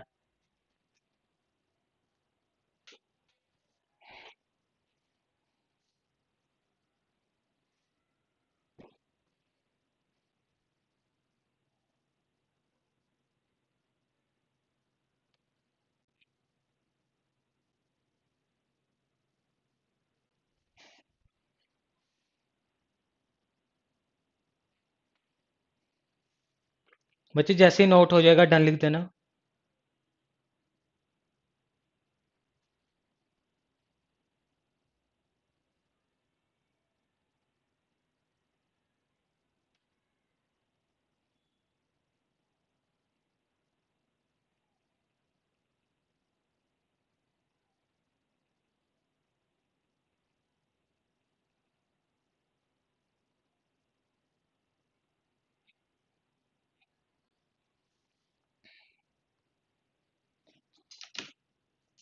ठीक है, आ जाइए जी।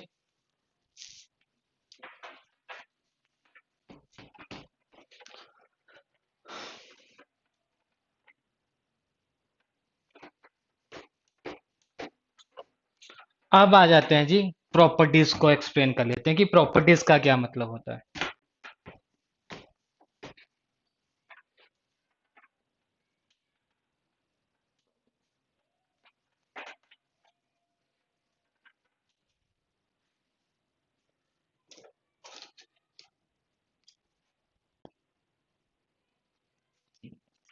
हाँ जी, जो अभी आए हैं आपके ना यूट्यूब पे, आज मैंने सिंपल इंटरेस्ट का सेशन डाल दिया है ना।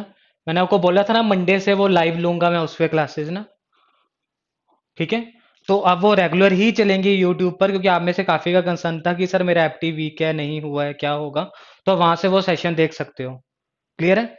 सिंपल इंटरेस्ट की आज मैंने वीडियो पोस्ट कर दिया, अराउंड जो है वो 1.5 आवर्स की वीडियो होगी।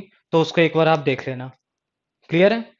नहीं पता है तो वो आधार लर्निंग पे आएगी, यूट्यूब पे आधार लर्निंग चैनल होगा। कल भी लाइव क्लास होगी उसकी सेम टाइम पे, 1 PM पे। ठीक है।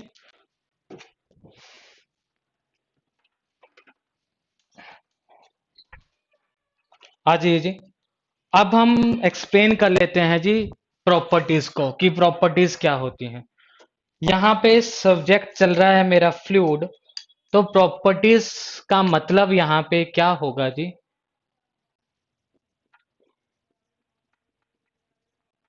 प्रॉपर्टीज का मतलब यहाँ पे क्या होगा, characteristics of fluid. Characteristics of a fluid, उसको मैं क्या बोल दूंगा जी, फ्लूइड प्रॉपर्टीज बोल दूंगा। ठीक है, ध्यान से समझ लीजिए विषय। अब देखिए कैरेक्टरिस्टिक्स ऑफ फ्लूइड को मैंने तो बोल दिया जी प्रॉपर्टी। अब प्रॉपर्टीज होती क्या है, मैंने पढ़ना क्या है, उस पॉइंट को समझिए। देखिए जब मैं बात करता हूं प्रॉपर्टीज की, तो basically we divided the properties into two parts. हम प्रॉपर्टीज को क्या करते हैं जी, दो हिस्सों में डिवाइड कर देते हैं। प्रॉपर्टीज को हम दो हिस्सों में डिवाइड कर देते हैं। ठीक है। एक पार्ट को हम बोलते हैं इंटेंसिव प्रॉपर्टी, एक पार्ट को हम बोलते हैं इंटेंसिव प्रॉपर्टी, और दूसरे को हम बोलते हैं एक्सटेंसिव प्रॉपर्टी। एक को हम बोलते हैं इंटेंसिव प्रॉपर्टी और दूसरे को हम बोलते हैं extensive property. Intensive property and extensive property, इन दोनों का मतलब क्या है ध्यान से समझिए। देखिए इंटेंसिव प्रॉपर्टी क्या है, properties which are independent, properties which are independent independent on mass और size of the system. Properties which are independent on the mass और साइज ऑफ द सिस्टम, उसको मैं क्या बोलता हूं जी, इंटेंसिव प्रॉपर्टीज बोलता हूं। मतलब कि the properties which are dependent on, the properties which are dependent on mass or size of the system, the properties which are dependent on mass or size of the system, उसको मैं क्या बोल देता हूँ, एक्सटेंसिव प्रॉपर्टी बोल देता हूँ। अब मैक्सिमम को आप में से ना नहीं समझ में आया होगा, तो कोई दिक्कत नहीं कि सर इंटेंसिव क्या एक्सटेंसिव क्या, लिखवा तो दिया, इसका मतलब क्या है। तो सबसे पहले तो ना यहाँ पे आपने जो दो पॉइंट मार्क करने हैं, पहले समझ लेना बाद में नोट करना। यहाँ पे दो आपने जो पॉइंट मार्क करने हैं वो करना है इंडिपेंडेंट और करना है जी dependent. The property which are independent and the properties which are dependent, ये पहला पॉइंट मार्क करना है। दूसरा पॉइंट आपने मार्क करना है सिस्टम, बहुत ही इंपॉर्टेंट है, बहुत ही इंपॉर्टेंट फिनोमिना है सिस्टम होता क्या है। ठीक है, तो पहले मैं आपको सिस्टम एक्सप्लेन करूंगा, उसके बाद जो है हम आगे का कंटिन्यू करेंगे। अब समझ लेना ध्यान से। देखिए जब हम बात करते हैं, अब मैं सबसे पहले आपको क्या करवाता हूं कि सिस्टम होता क्या है। सिस्टम की जब मैं बात करता हूं तो सिस्टम का मतलब क्या है समझ लीजिए। It is a region in a space, it is a region in space upon which upon which study is focused, upon which study is focus. कोई भी आपका आपने एक ऐसा रीजन ले लीजिए, एक ऐसा कोई एक ऐसा पार्ट ले लीजिए जहां पे हम आप किसी भी स्टडी को फोकस करते हो, किसी भी स्टडी को कंसीडर करते हैं। फॉर एग्जांपल यार, अभी मैं एक रूम के अंदर पढ़ा रहा हूं, तो ये मेरा क्या है, सिस्टम है। ये मेरा क्या सिस्टम है। आप अपने घर पे बैठ के पढ़ रहे हो, घर के अंदर आप एक अपने रूम पे बैठ के पढ़ रहे हो, तो वो रूम क्या हुआ? आपका सिस्टम हुआ। ध्यान से सुनना। तो मैंने क्या बोला? It is a region in a space upon we studies focused और कंसंट्रेटेड, है ना? तो ये आपका क्या आ गया जी? सिस्टम आ गया। यहां पे आप कर रहे हो स्टडी। मैंने बोला आपके सिस्टम के बाहर क्या है? अब मेरे इस रूम के बाहर क्या है? मेरे इस रूम के बाहर है जी सराउंडिंग। मेरे इस रूम के बाहर क्या है? सराउंडिंग। अब सिस्टम और सराउंडिंग को जो अलग कर रहा है, जो को बता रहा है ये सिस्टम है और ये सराउंडिंग है, तो उसको मैं बोल देता हूं जी बाउंड्री। उसको मैं बोल देता हूं जी boundary. The separation between system and surrounding. तो मैंने क्या बोला? Anything external to system, anything external to system, external to the system is known as is known as surrounding. ठीक है, दूसरा क्या है? Separation between separation between system and surrounding, separation between system and surrounding is known as separation between system and surrounding is known as boundary. जो इन दोनों के बीच को जो इसको सेपरेट कर देता है उसको हम क्या बोल देते हैं जी? Boundary. The separation between system and surrounding is known as the boundary. ये पॉइंट समझ में आया या नहीं आया जल्दी से बता दीजिए। The separation between system and surrounding is known as the boundary. ठीक है। अब एग्जाम में पूछा जाता है कि जो बाउंड्री होती है फिक्स्ड होती है, मूवेबल होती है। तो एग्जांपल लेता हूं बैलून का। तो बैलून के बाउंड्री क्या होती है? आप गैस भरते रहिए, बाउंड्री चेंज होती रहती है। और अगर मैं इस रूम की एग्जांपल करता हूँ तो भाई साइड पे तो दीवार है, मुझे एक चेयर ज्यादा एडजस्ट करनी है तो उसमें मैं करूंगा दीवार को खिसका दो और यहाँ पे एक चेयर लगा दो। नहीं होगा ना, आपको पूरा का पूरा ब्रेक करना पड़ेगा। मतलब कि फ्लेक्सिबिलिटी नहीं है। ठीक है। तो यहां पर आपने याद रखना है, note, boundary can either be fixed, boundary can either be fixed, either be fixed और मूवेबल। बाउंड्री क्या हो सकती है? या तो आपकी फिक्स्ड हो सकती है और मूवेबल हो सकती है। पहले आप यहां तक लिखिए और मुझे बताइए यहां तक किसी को कोई डाउट है? पहले आप आराम से यहां तक लिखिए और मुझे बताइए क्या यहां तक कोई डाउट है या नहीं है?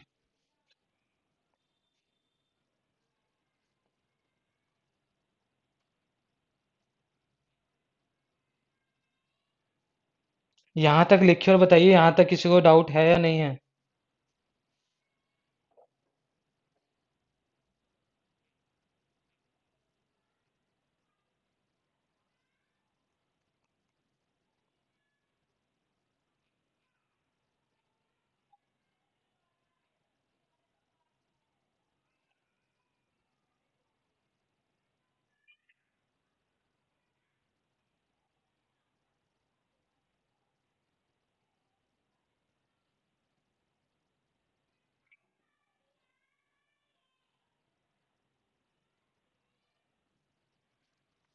नोट कर लीजिए बच्चे, जैसे ही नोट हो जाएगा डन लिख देना। जैसे ही नोट हो जाएगा डन लिख देना।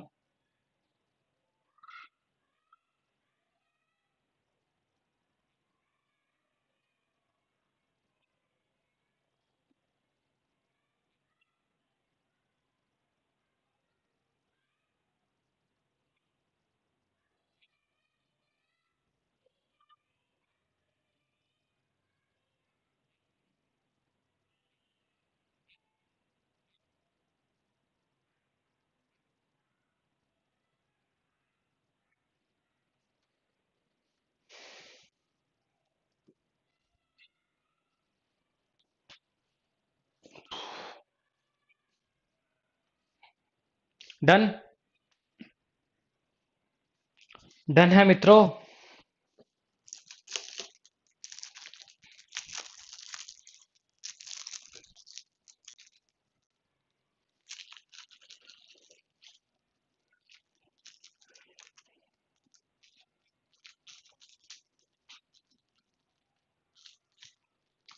दीपक जी क्या लिखा है एल आई? क्या मतलब हुआ इसका?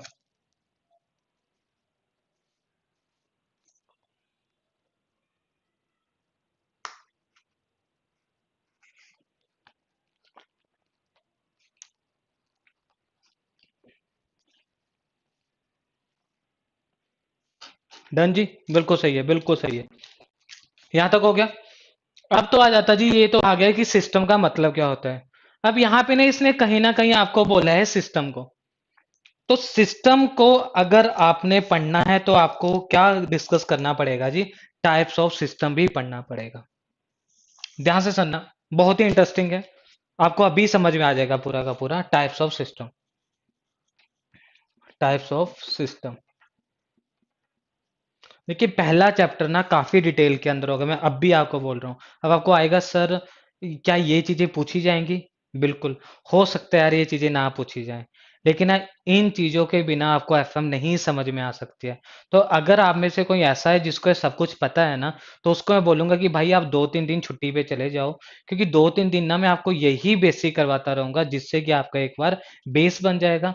बेस के बाद हम क्या करेंगे जी, पूरा का पूरा जो गेट लेवल, ए लेवल, जे जितने भी आपके पास एग्जाम्स होते हैं, हर लेवल की हम प्रॉब्लम क्लास के अंदर करेंगे, ठीक है। लेकिन पहले मुझे एक बार बेस बनाने दीजिए, उस बेस बनाने के बाद जैसा आप बोलोगे वैसा मैं पढ़ाऊंगा, ठीक है। तो जब मैं टाइप्स ऑफ सिस्टम की बात करता हूं, तो basically we divided the system into the 3 parts. System को हम 3 हिस्सों में डिवाइड करते हैं।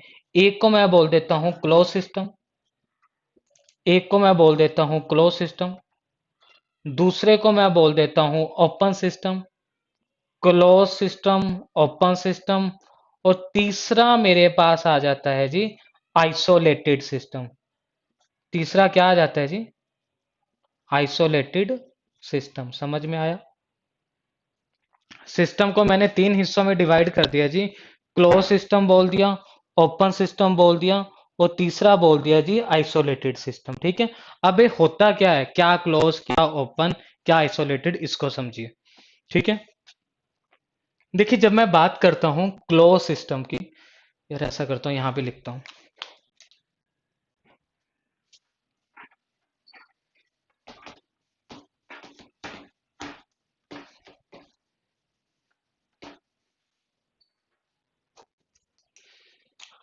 तो यहां पे मैं लिखूंगा टाइप्स,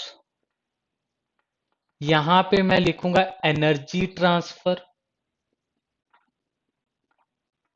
यहां पर मैं लिखूंगा मास ट्रांसफर, और यहां पे मैं लिखूंगा जी एग्जाम्पल, क्योंकि आपको पता होना चाहिए कौन सा केस आएगा तो वो क्लोज होगा, कौन सा आएगा वो ओपन होगा, कौन सा आएगा तब उसकी एग्जाम्पल क्या होगी, ठीक है जी। पहला मैं ले लेता हूं जी क्लोज सिस्टम। पहला ले लिया जी क्लोज सिस्टम। अब क्लोज सिस्टम क्या है? ऐसा system in which there is energy transfer but no mass transfer. आप लोग इसे नहीं समझ आया? आप बोलोगे सर बिल्कुल भी समझ में नहीं आएगा, क्या मतलब है there is energy transfer but there is no mass transfer? मैंने बोला यार एक ना सिंपल सा मैं आपको एक एग्जाम्पल पूछ भी रहा हूं और आपको बता भी रहा हूं। मैं आपसे पूछ भी रहा हूं और बता भी रहा हूं, क्या आपने ऐसा एनालाइज किया है या नहीं किया है? देखिए मैं क्या कंसीडर करता हूं, एक मैंने कंटेनर लिया, एक मेरे पास एक कंटेनर है। इस कंटेनर के अंदर मैं बताता हूं एग्जाम के अंदर प्रॉब्लम कैसे पूछी जा रही है, समझ लीजिए ध्यान से। एक मेरे पास कंटेनर है, इस कंटेनर के अंदर मैंने क्या किया, गैसेस को फिल कर दिया। इस कंटेनर के अंदर मैंने क्या कर दिया जी, गैसेस को फिल कर दिया। गैसेस को मैंने फिल कर दिया, और गैसेस को फिल करने के बाद इस कंटेनर को मैंने ढक दिया जी, और इसको सील्ड कर दिया। सील्ड करने का मतलब क्या है कि मैंने इसकी मूवमेंट को रोक दिया। मैंने इसकी मूवमेंट को क्या कर दिया जी, कहीं ना कहीं रोक दिया। अब ध्यान से सुनना, अब मैं क्या करता हूं, इस कंटेनर को जला देता हूं। मैं इस कंटेनर को क्या कर देता हूं, जला देता हूं। तो जब मैं इस कंटेनर को जला देता हूं ना, तो मैं क्या देखता हूं, जब मैं इस कंटेनर को जला देता हूं तो मैं क्या देखता हूं कि यार ये जो अंदर गैस के पार्टिकल्स है ना भाइयों, इन गैस के पार्टिकल्स को मिल जाती है एनर्जी। ये जो गैस के पार्टिकल्स हैं, इन गैस के पार्टिकल्स को मिल जाती है एनर्जी। और एनर्जी मिलने के साथ ही ना ये थोड़े से एक्साइटेड हो जाते हैं। एनर्जी मिलने के साथ ही ये थोड़े से एक्साइटेड हो जाते हैं, और एक्साइटेड होते होते ये क्या करते हैं जी, इनके अंदर क्या आ जाती है, हीट एनर्जी आ जाएगी, है ना। पहले शांत है, उसके बाद इनमें क्या आ जाएगी जी, हीट एनर्जी आ जाएगी, ठीक है। अब कोल्ड हॉट के अंदर कन्वर्ट हुआ, कोल्ड हॉट के अंदर कन्वर्ट हुआ तो एनर्जी तो ट्रांसफर हुई, तो मैंने कर दिया जी टिक, है ना, कि एनर्जी ट्रांसफर। अब मैं क्या करता हूं, मैंने इसको जलाया वलाया, और उसके बाद मैंने क्या किया जी, ये पानी का तालाब है। इस पानी के तालाब के अंदर या इस कंटेनर को मैंने क्या किया जी, पानी के तालाब के अंदर डाल दिया। इस कंटेनर को मैंने पानी के तालाब के अंदर फेंक दिया। तो मैं क्या देखता हूं ना, इस कंटेनर के अंदर जो आपके पास गैस के पार्टिकल्स हैं ना, वो वापिस अपनी नॉर्मल पोजीशन पे वापिस आ रहे हैं। गैस के जो पार्टिकल्स हैं वो वापिस नॉर्मल फॉर्म में वापिस आ रहे हैं। और इसका जो इनिशियल वेट था, है ना, और जो फाइनल वेट था, वो दोनों क्या हो गए, इक्वल हो गए। और अगर उनमें कुछ भार की ही नहीं कमी हुई है, तो मास ट्रांसफर क्या होगा जी, आपके पास चेंज नहीं होगा। ठीक है। तो कहीं पर भी अगर आपको ऐसी एग्जांपल मिलेगी, सील्ड कंटेनर, सील्ड कंटेनर, यार मैं छोटा लिख रहा हूं, sealed container when ignited, when ignited and throw in water, तो वो किसकी एग्जांपल होगी जी, क्लोज सिस्टम की एग्जांपल होगी। ठीक है जी। अब मैं आपको सारा बताऊंगा, आपको जनरल एग्जांपल बताऊंगा। सिर्फ 5 से 10 मिनट ना पहले तो ना दिमाग खोल के बैठिए, कि मुझे सब कुछ समझ में आएगा। ठीक है। अब आ जाते हैं जी, ओपन सिस्टम क्या है। जब मैं बात करता हूं ओपन सिस्टम की, तो ओपन सिस्टम का मतलब होता है there is energy transfer and there is a mass transfer. Open system का मतलब होता है there is energy transfer and there is a mass transfer. आप में से कई लोगों ने नाम सुना होगा टरबाइन का, नाम सुना होगा पंप का, नाम सुना होगा पाइप फ्लो का। सुना है या नहीं सुना है? तो टरबाइन ले लीजिए, टरबाइन ले लीजिए, पंप ले लीजिए, या पाइप फ्लो ले लीजिए। ये सारी की सारी जो एग्जांपल है वो किसकी एग्जांपल है जी, ओपन सिस्टम। क्या बोलोगे सर, एग्जांपल बताओ। देखो यार, ओपन सिस्टम को याद रखने का एक आसान सा तरीका है। कोई भी ऐसा इंस्ट्रूमेंट, कोई भी ऐसा इंजीनियरिंग इंस्ट्रूमेंट जिसके अंदर इनपुट हो और इनपुट के बाद आपको आउटपुट मिले। फॉर एग्जांपल यार, मैं मार्कर यूज कर रहा हूं, मार्कर के अंदर मैंने इंक डाली, मैंने इनपुट दी, मुझे क्या मिल रहा है, उस इंक को मैं लिखने के लिए यूज कर रहा हूं। तो ये क्या है जी, ओपन सिस्टम है। पाइप के अंदर पानी आता है, पानी के आपने इनपुट दी, घरों के अंदर पानी पहुंच रहा है, that is a open system. आया समझ में या नहीं आया, क्लियर है। तीसरा आ जाता है जी, आइसोलेटेड सिस्टम। देखो जब मैं बात करता हूं ना आइसोलेटेड की, यूनिवर्स आता है, या hot coffee in a well insulated, hot coffee in a well insulated thermos flask, hot coffee in a well insulated thermos flask. ये इसकी एग्जांपल है। राइटिंग समझ में आ रही है आज, नहीं आ रही है यार? एनीथिंग एक्सटर्नल सिस्टम, आ रही है, आ रही है, आ रही है, आ रही है, बिल्कुल आ रही है राइटिंग समझ में। अब क्या आ गया जी, आइसोलेटेड का मतलब क्या आ गया, यूनिवर्स आ गया, हॉट कॉफी ना वेल इंसुलेटेड थर्मस फ्लास्क आ गया। लेकिन आइसोलेटेड को ना बेसिकली भी divided into two parts. Isolated को ना हम दो हिस्सों में डिवाइड करते हैं, आइसोलेटेड को हम दो हिस्सों में डिवाइड करते हैं। एक होता है टाइम डिपेंडेंट, टाइम डिपेंडेंट, और दूसरा आ जाता है जी टाइम इंडिपेंडेंट। एक टाइम पे डिपेंड करता है, दूसरा टाइम पे डिपेंड नहीं करता है। तो जो टाइम डिपेंडेंट आइसोलेटेड सिस्टम है ना, वो होती है आपकी थर्मस फ्लास्क। आप घर से जाते हो, मम्मी आपकी थर्मस में डाल के चाय देती है ना, कि बेटा जाओ रास्ते में चाय पी लेना। तो आपकी मम्मी का कंसर्न क्या होता है, बेटा आप जा रहे हैं 6 घंटे में पहुंच जाएगा, चाय चाय चाय वाय पी लेगा थर्मस से। क्या कभी उन्होंने ऐसा बोला है, बेटा 2020 में मैंने चाय पैक कर ली, टाइम मिला तो 2022 के अंदर चाय पी लेना? ऐसा नहीं बोलते हैं ना। उनको भी पता है चाय कुछ टाइम ही इसमें क्या रहेगी जी, गर्म रहेगी। तो थर्मल फ्लास्क होती है जी आइसोलेटेड। लेकिन हम लोगों को ये नहीं पता होता है कि वो आइसोलेटेड की कौन सी कैटेगरी में है। तो थर्मल फ्लास्क आइसोलेटेड की कौन सी कैटेगरी में आती है, टाइम डिपेंडेंट। और टाइम इंडिपेंडेंट हाइपोथेटिकल है।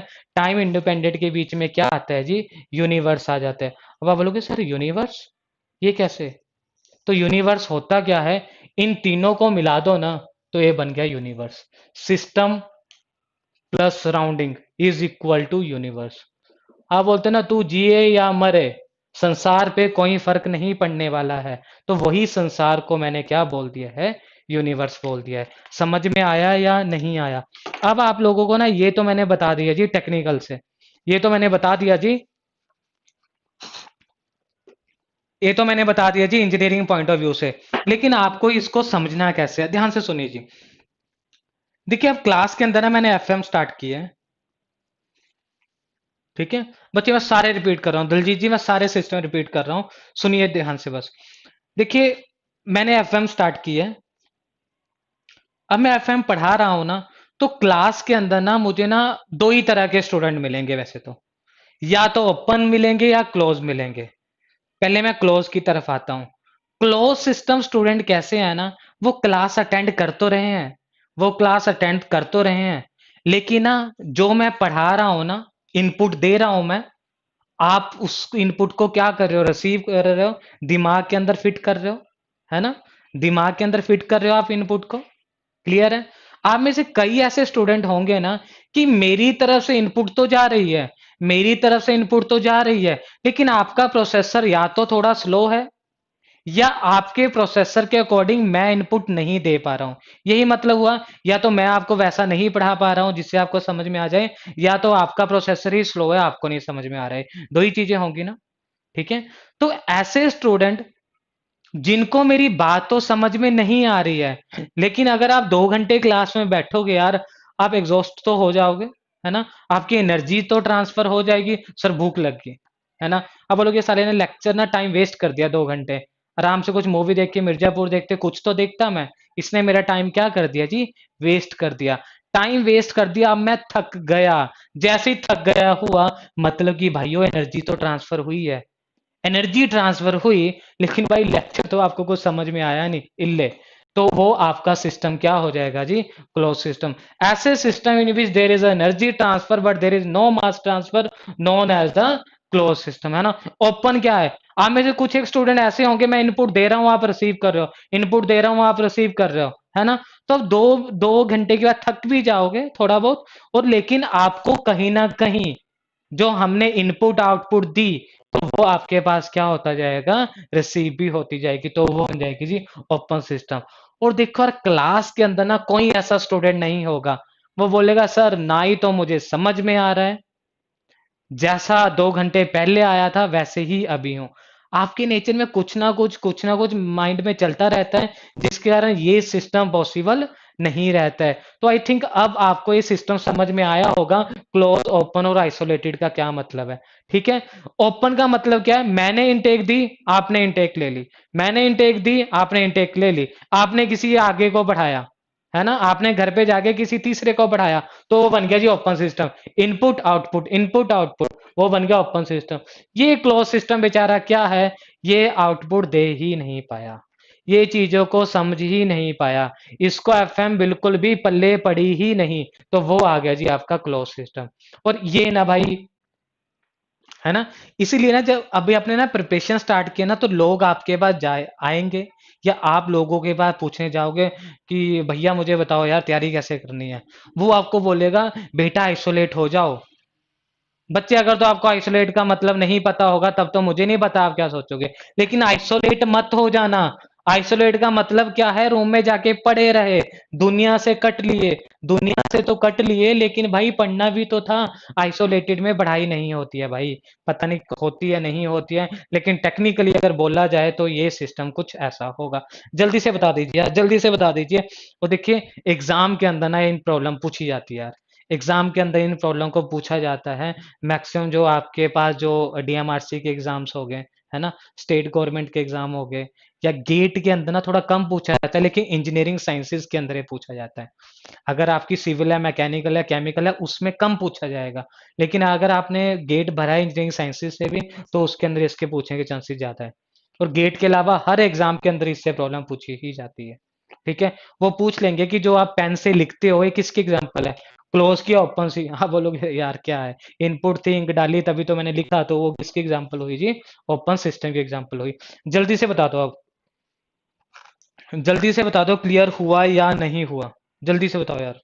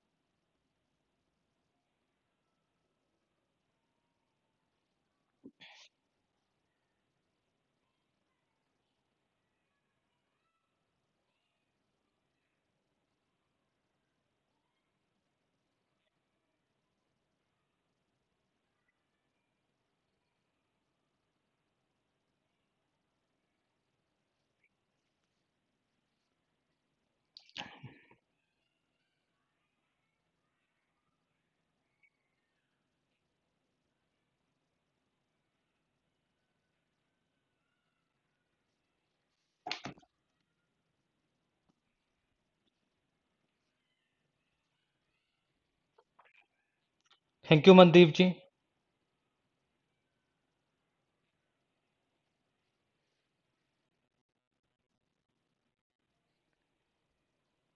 बाकी बताइए जी, किसी को कोई डाउट?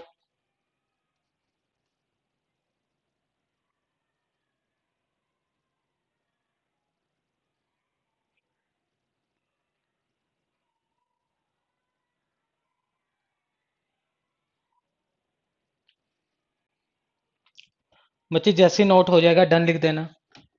बिल्कुल मनदीप जी, बीटेक में ना कोई अलग सिस्टम है भाई। ना तो पढ़ाने वाले को इंटरेस्ट है, ना पढ़ने वाले को इंटरेस्ट है, दोनों का काम चल रहा है। अब ऐसा बुरा मत मानना कि आपके टीचर्स को मैं ऐसा बोल रहा हूँ, कि हमने भी बीटेक की है, हमारा भी यही रहता था, है ना। लेकिन कॉन्सेप्ट क्या होते हैं आपको थोड़ा ही देर के बाद पता चलेगा। अब आप तैयारी कर रहे हो, अब आपको पता लगना स्टार्ट हो जाएगा कि कॉन्सेप्ट्स होते क्या हैं।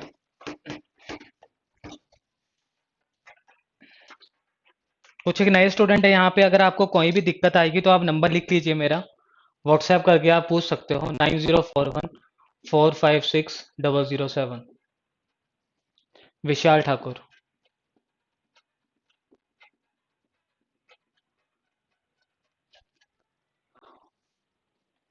कोई भी डाउट हो तो आप व्हाट्सएप कर सकते हो इस पे, ठीक है।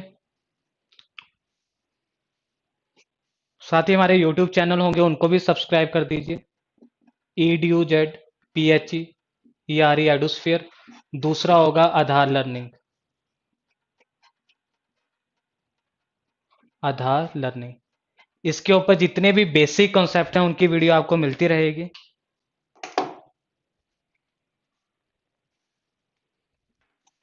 हो गया होगा। अब आ जाते हैं जी वापिस अपने टॉपिक पर, कि प्रॉपर्टीज का मतलब क्या है।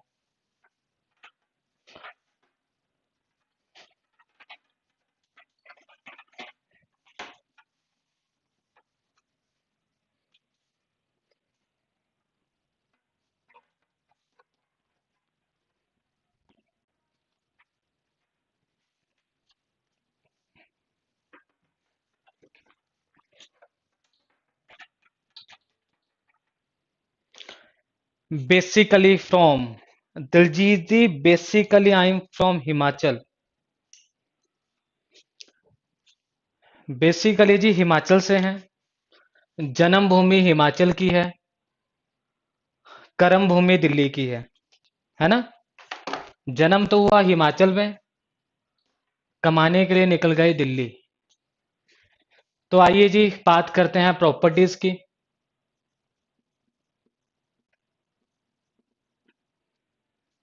ठीक है, तो basically we divided the properties into,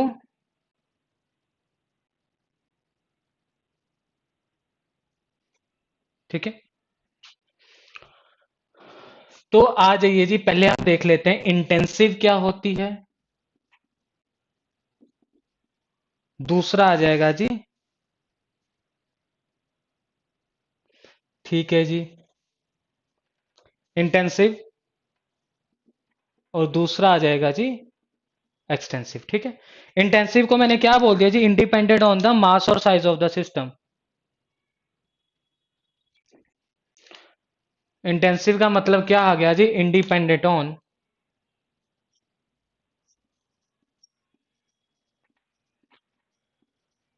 independent on mass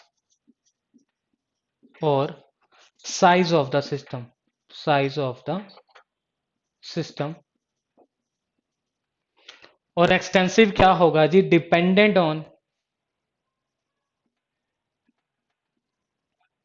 dependent on mass और size of the system, dependent on mass और साइज ऑफ द सिस्टम। ध्यान से समझना है बच्चे, देखिए मैंने आपको सिस्टम समझा दिया है पूरा। सिस्टम के अंदर मुझे तो नहीं लगता है, बिल्कुल बिल्कुल बिल्कुल बिल्कुल जी, बिल्कुल दलजीत जी, ये नंबर आपको डाउट्स क्लियर करने के लिए ही दिया है ना। कोई भी डाउट हो तो आप व्हाट्सएप पे भेज सकते हो। तो इंडिपेंडेंट ऑन मास और size of the system and dependent on mass और साइज ऑफ द सिस्टम। तो इसको मैं आपको एग्जांपल के थ्रू समझाऊंगा। एग्जांपल क्या है, देखिए जब मैं बात करता हूं इंटेंसिव की, तो इंटेंसिव की एग्जांपल होती है pressure, temperature, density, viscosity, thermal conductivity,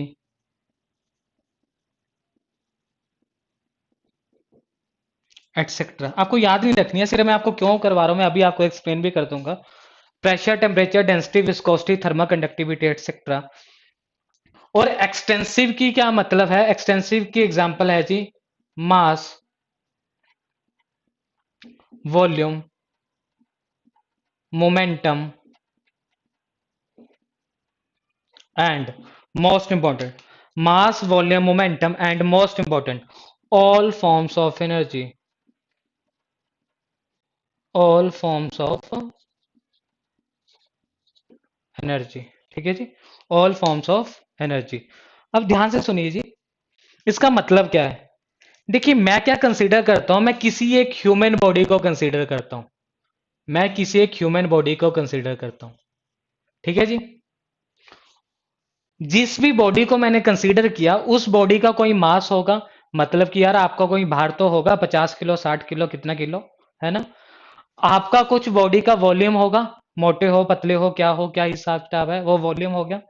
आपकी बॉडी का कुछ टेम्परेचर होगा, और आपकी बॉडी पे कुछ ना कुछ एटमोस्फेरिक प्रेशर लग रहा होगा, है ना। रात को कहा सुनी हो गई, तो मैंने क्या किया जी, बीच में से आपको इक्वल पार्ट के अंदर कट कर दिया, बीच में से आपको काट दिया, बराबर आपके दो टुकड़े कर दिए।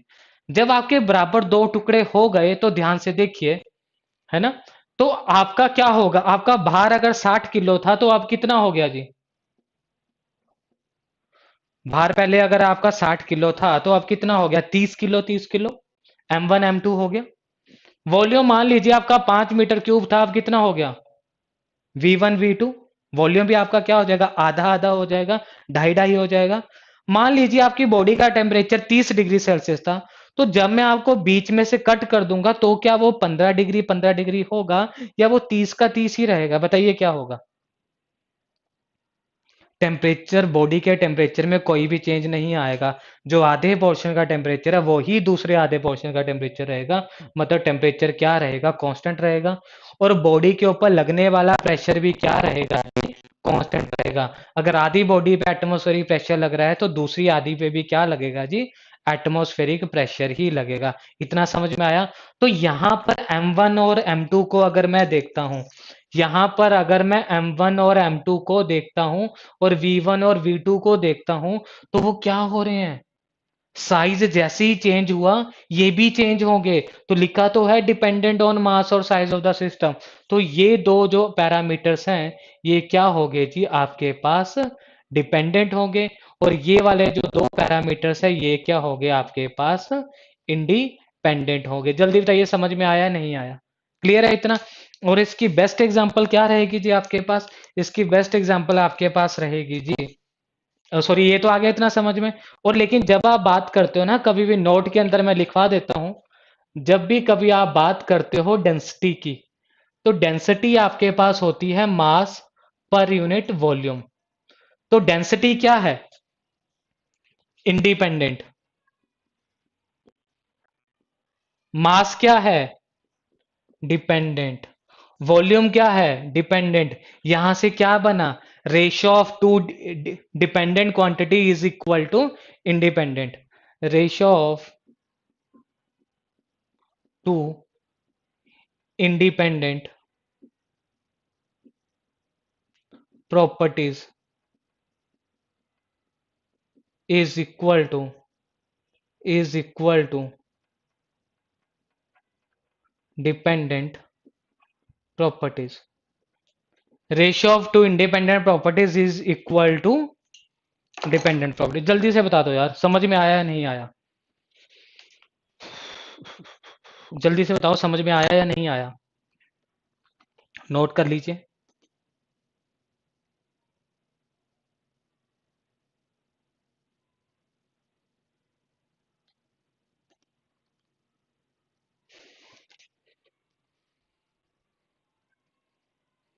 हिमांशु जी, हिमांशु जी क्लास 4 बजे की शुरू हुई है।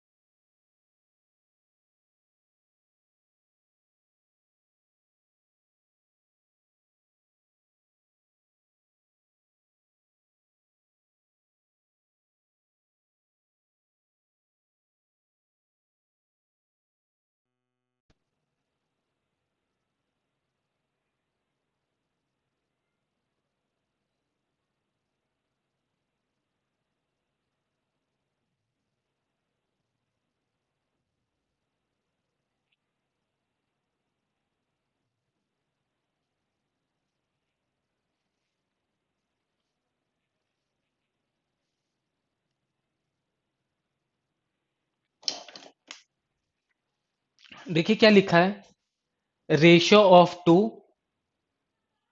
सॉरी यार उल्टा लिख दिया ना, ratio of two dependent property लिखा है। Ratio of two dependent property is equal to independent properties. मा, मास और वॉल्यूम क्या है, डिपेंडेंट है, एक्सटेंसिव है।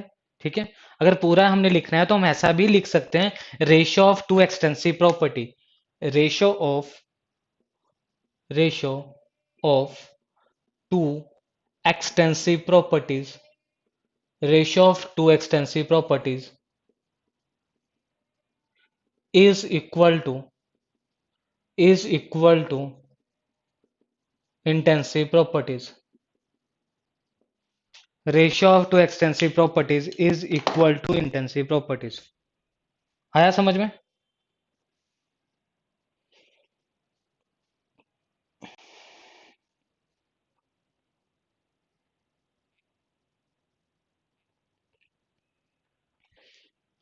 बताइए जी, क्लियर हुआ पॉइंट? पॉइंट क्लियर हुआ? ठीक है, तो आज के सेशन के लिए हम इतना ही करते हैं। फ्लूइड प्रॉपर्टीज के मैंने आपको इंट्रोडक्शन करवा दी है। कल की क्लास से हम डायरेक्ट जो है फ्लूइड प्रॉपर्टीज स्टार्ट करेंगे कि फ्लूइड की कौन कौन सी प्रॉपर्टीज होती हैं। क्लियर है? किसी को कुछ पूछना है तो बता दीजिए, अदरवाइज सेशन को ओवर करते हैं हम। किसी को पूछना है तो पूछ लीजिए।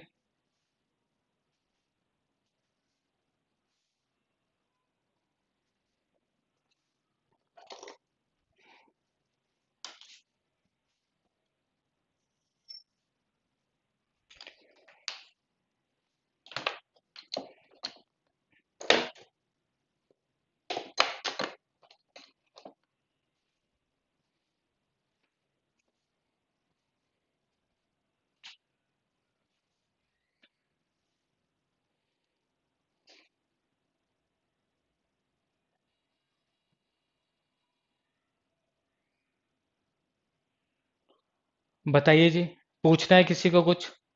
बच्चों ने पहले ही बोला है आप ना रिप्लाई करते रहा करिए। आप रिप्लाई नहीं करोगे तो मुझे नहीं पता चलेगा।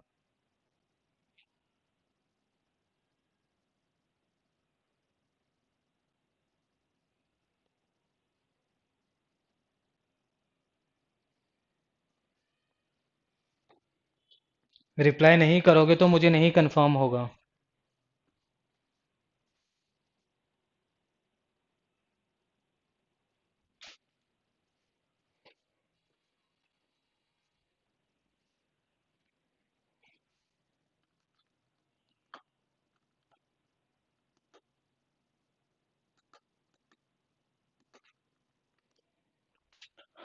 करें सेशन ओवर फिर? ठीक है जी, क्लास को हम यहीं पर ही ओवर कर रहे हैं। कल मिलते हैं आप लोगों से शार्प 4 PM, 4 बजे। अगर किसी ने लाइव सेशन देखना हो एप्टीट्यूड का, तो आपकी 1 बजे क्लास होगी यूट्यूब पर लाइव। ठीक है, तो उसे भी देख सकते हैं आधार लर्निंग पर। मैंडेटरी नहीं है वो आपके लिए, अगर किसी ने एप्टीट्यूड पढ़ना है तो वो पढ़ सकता है वहां पर भी।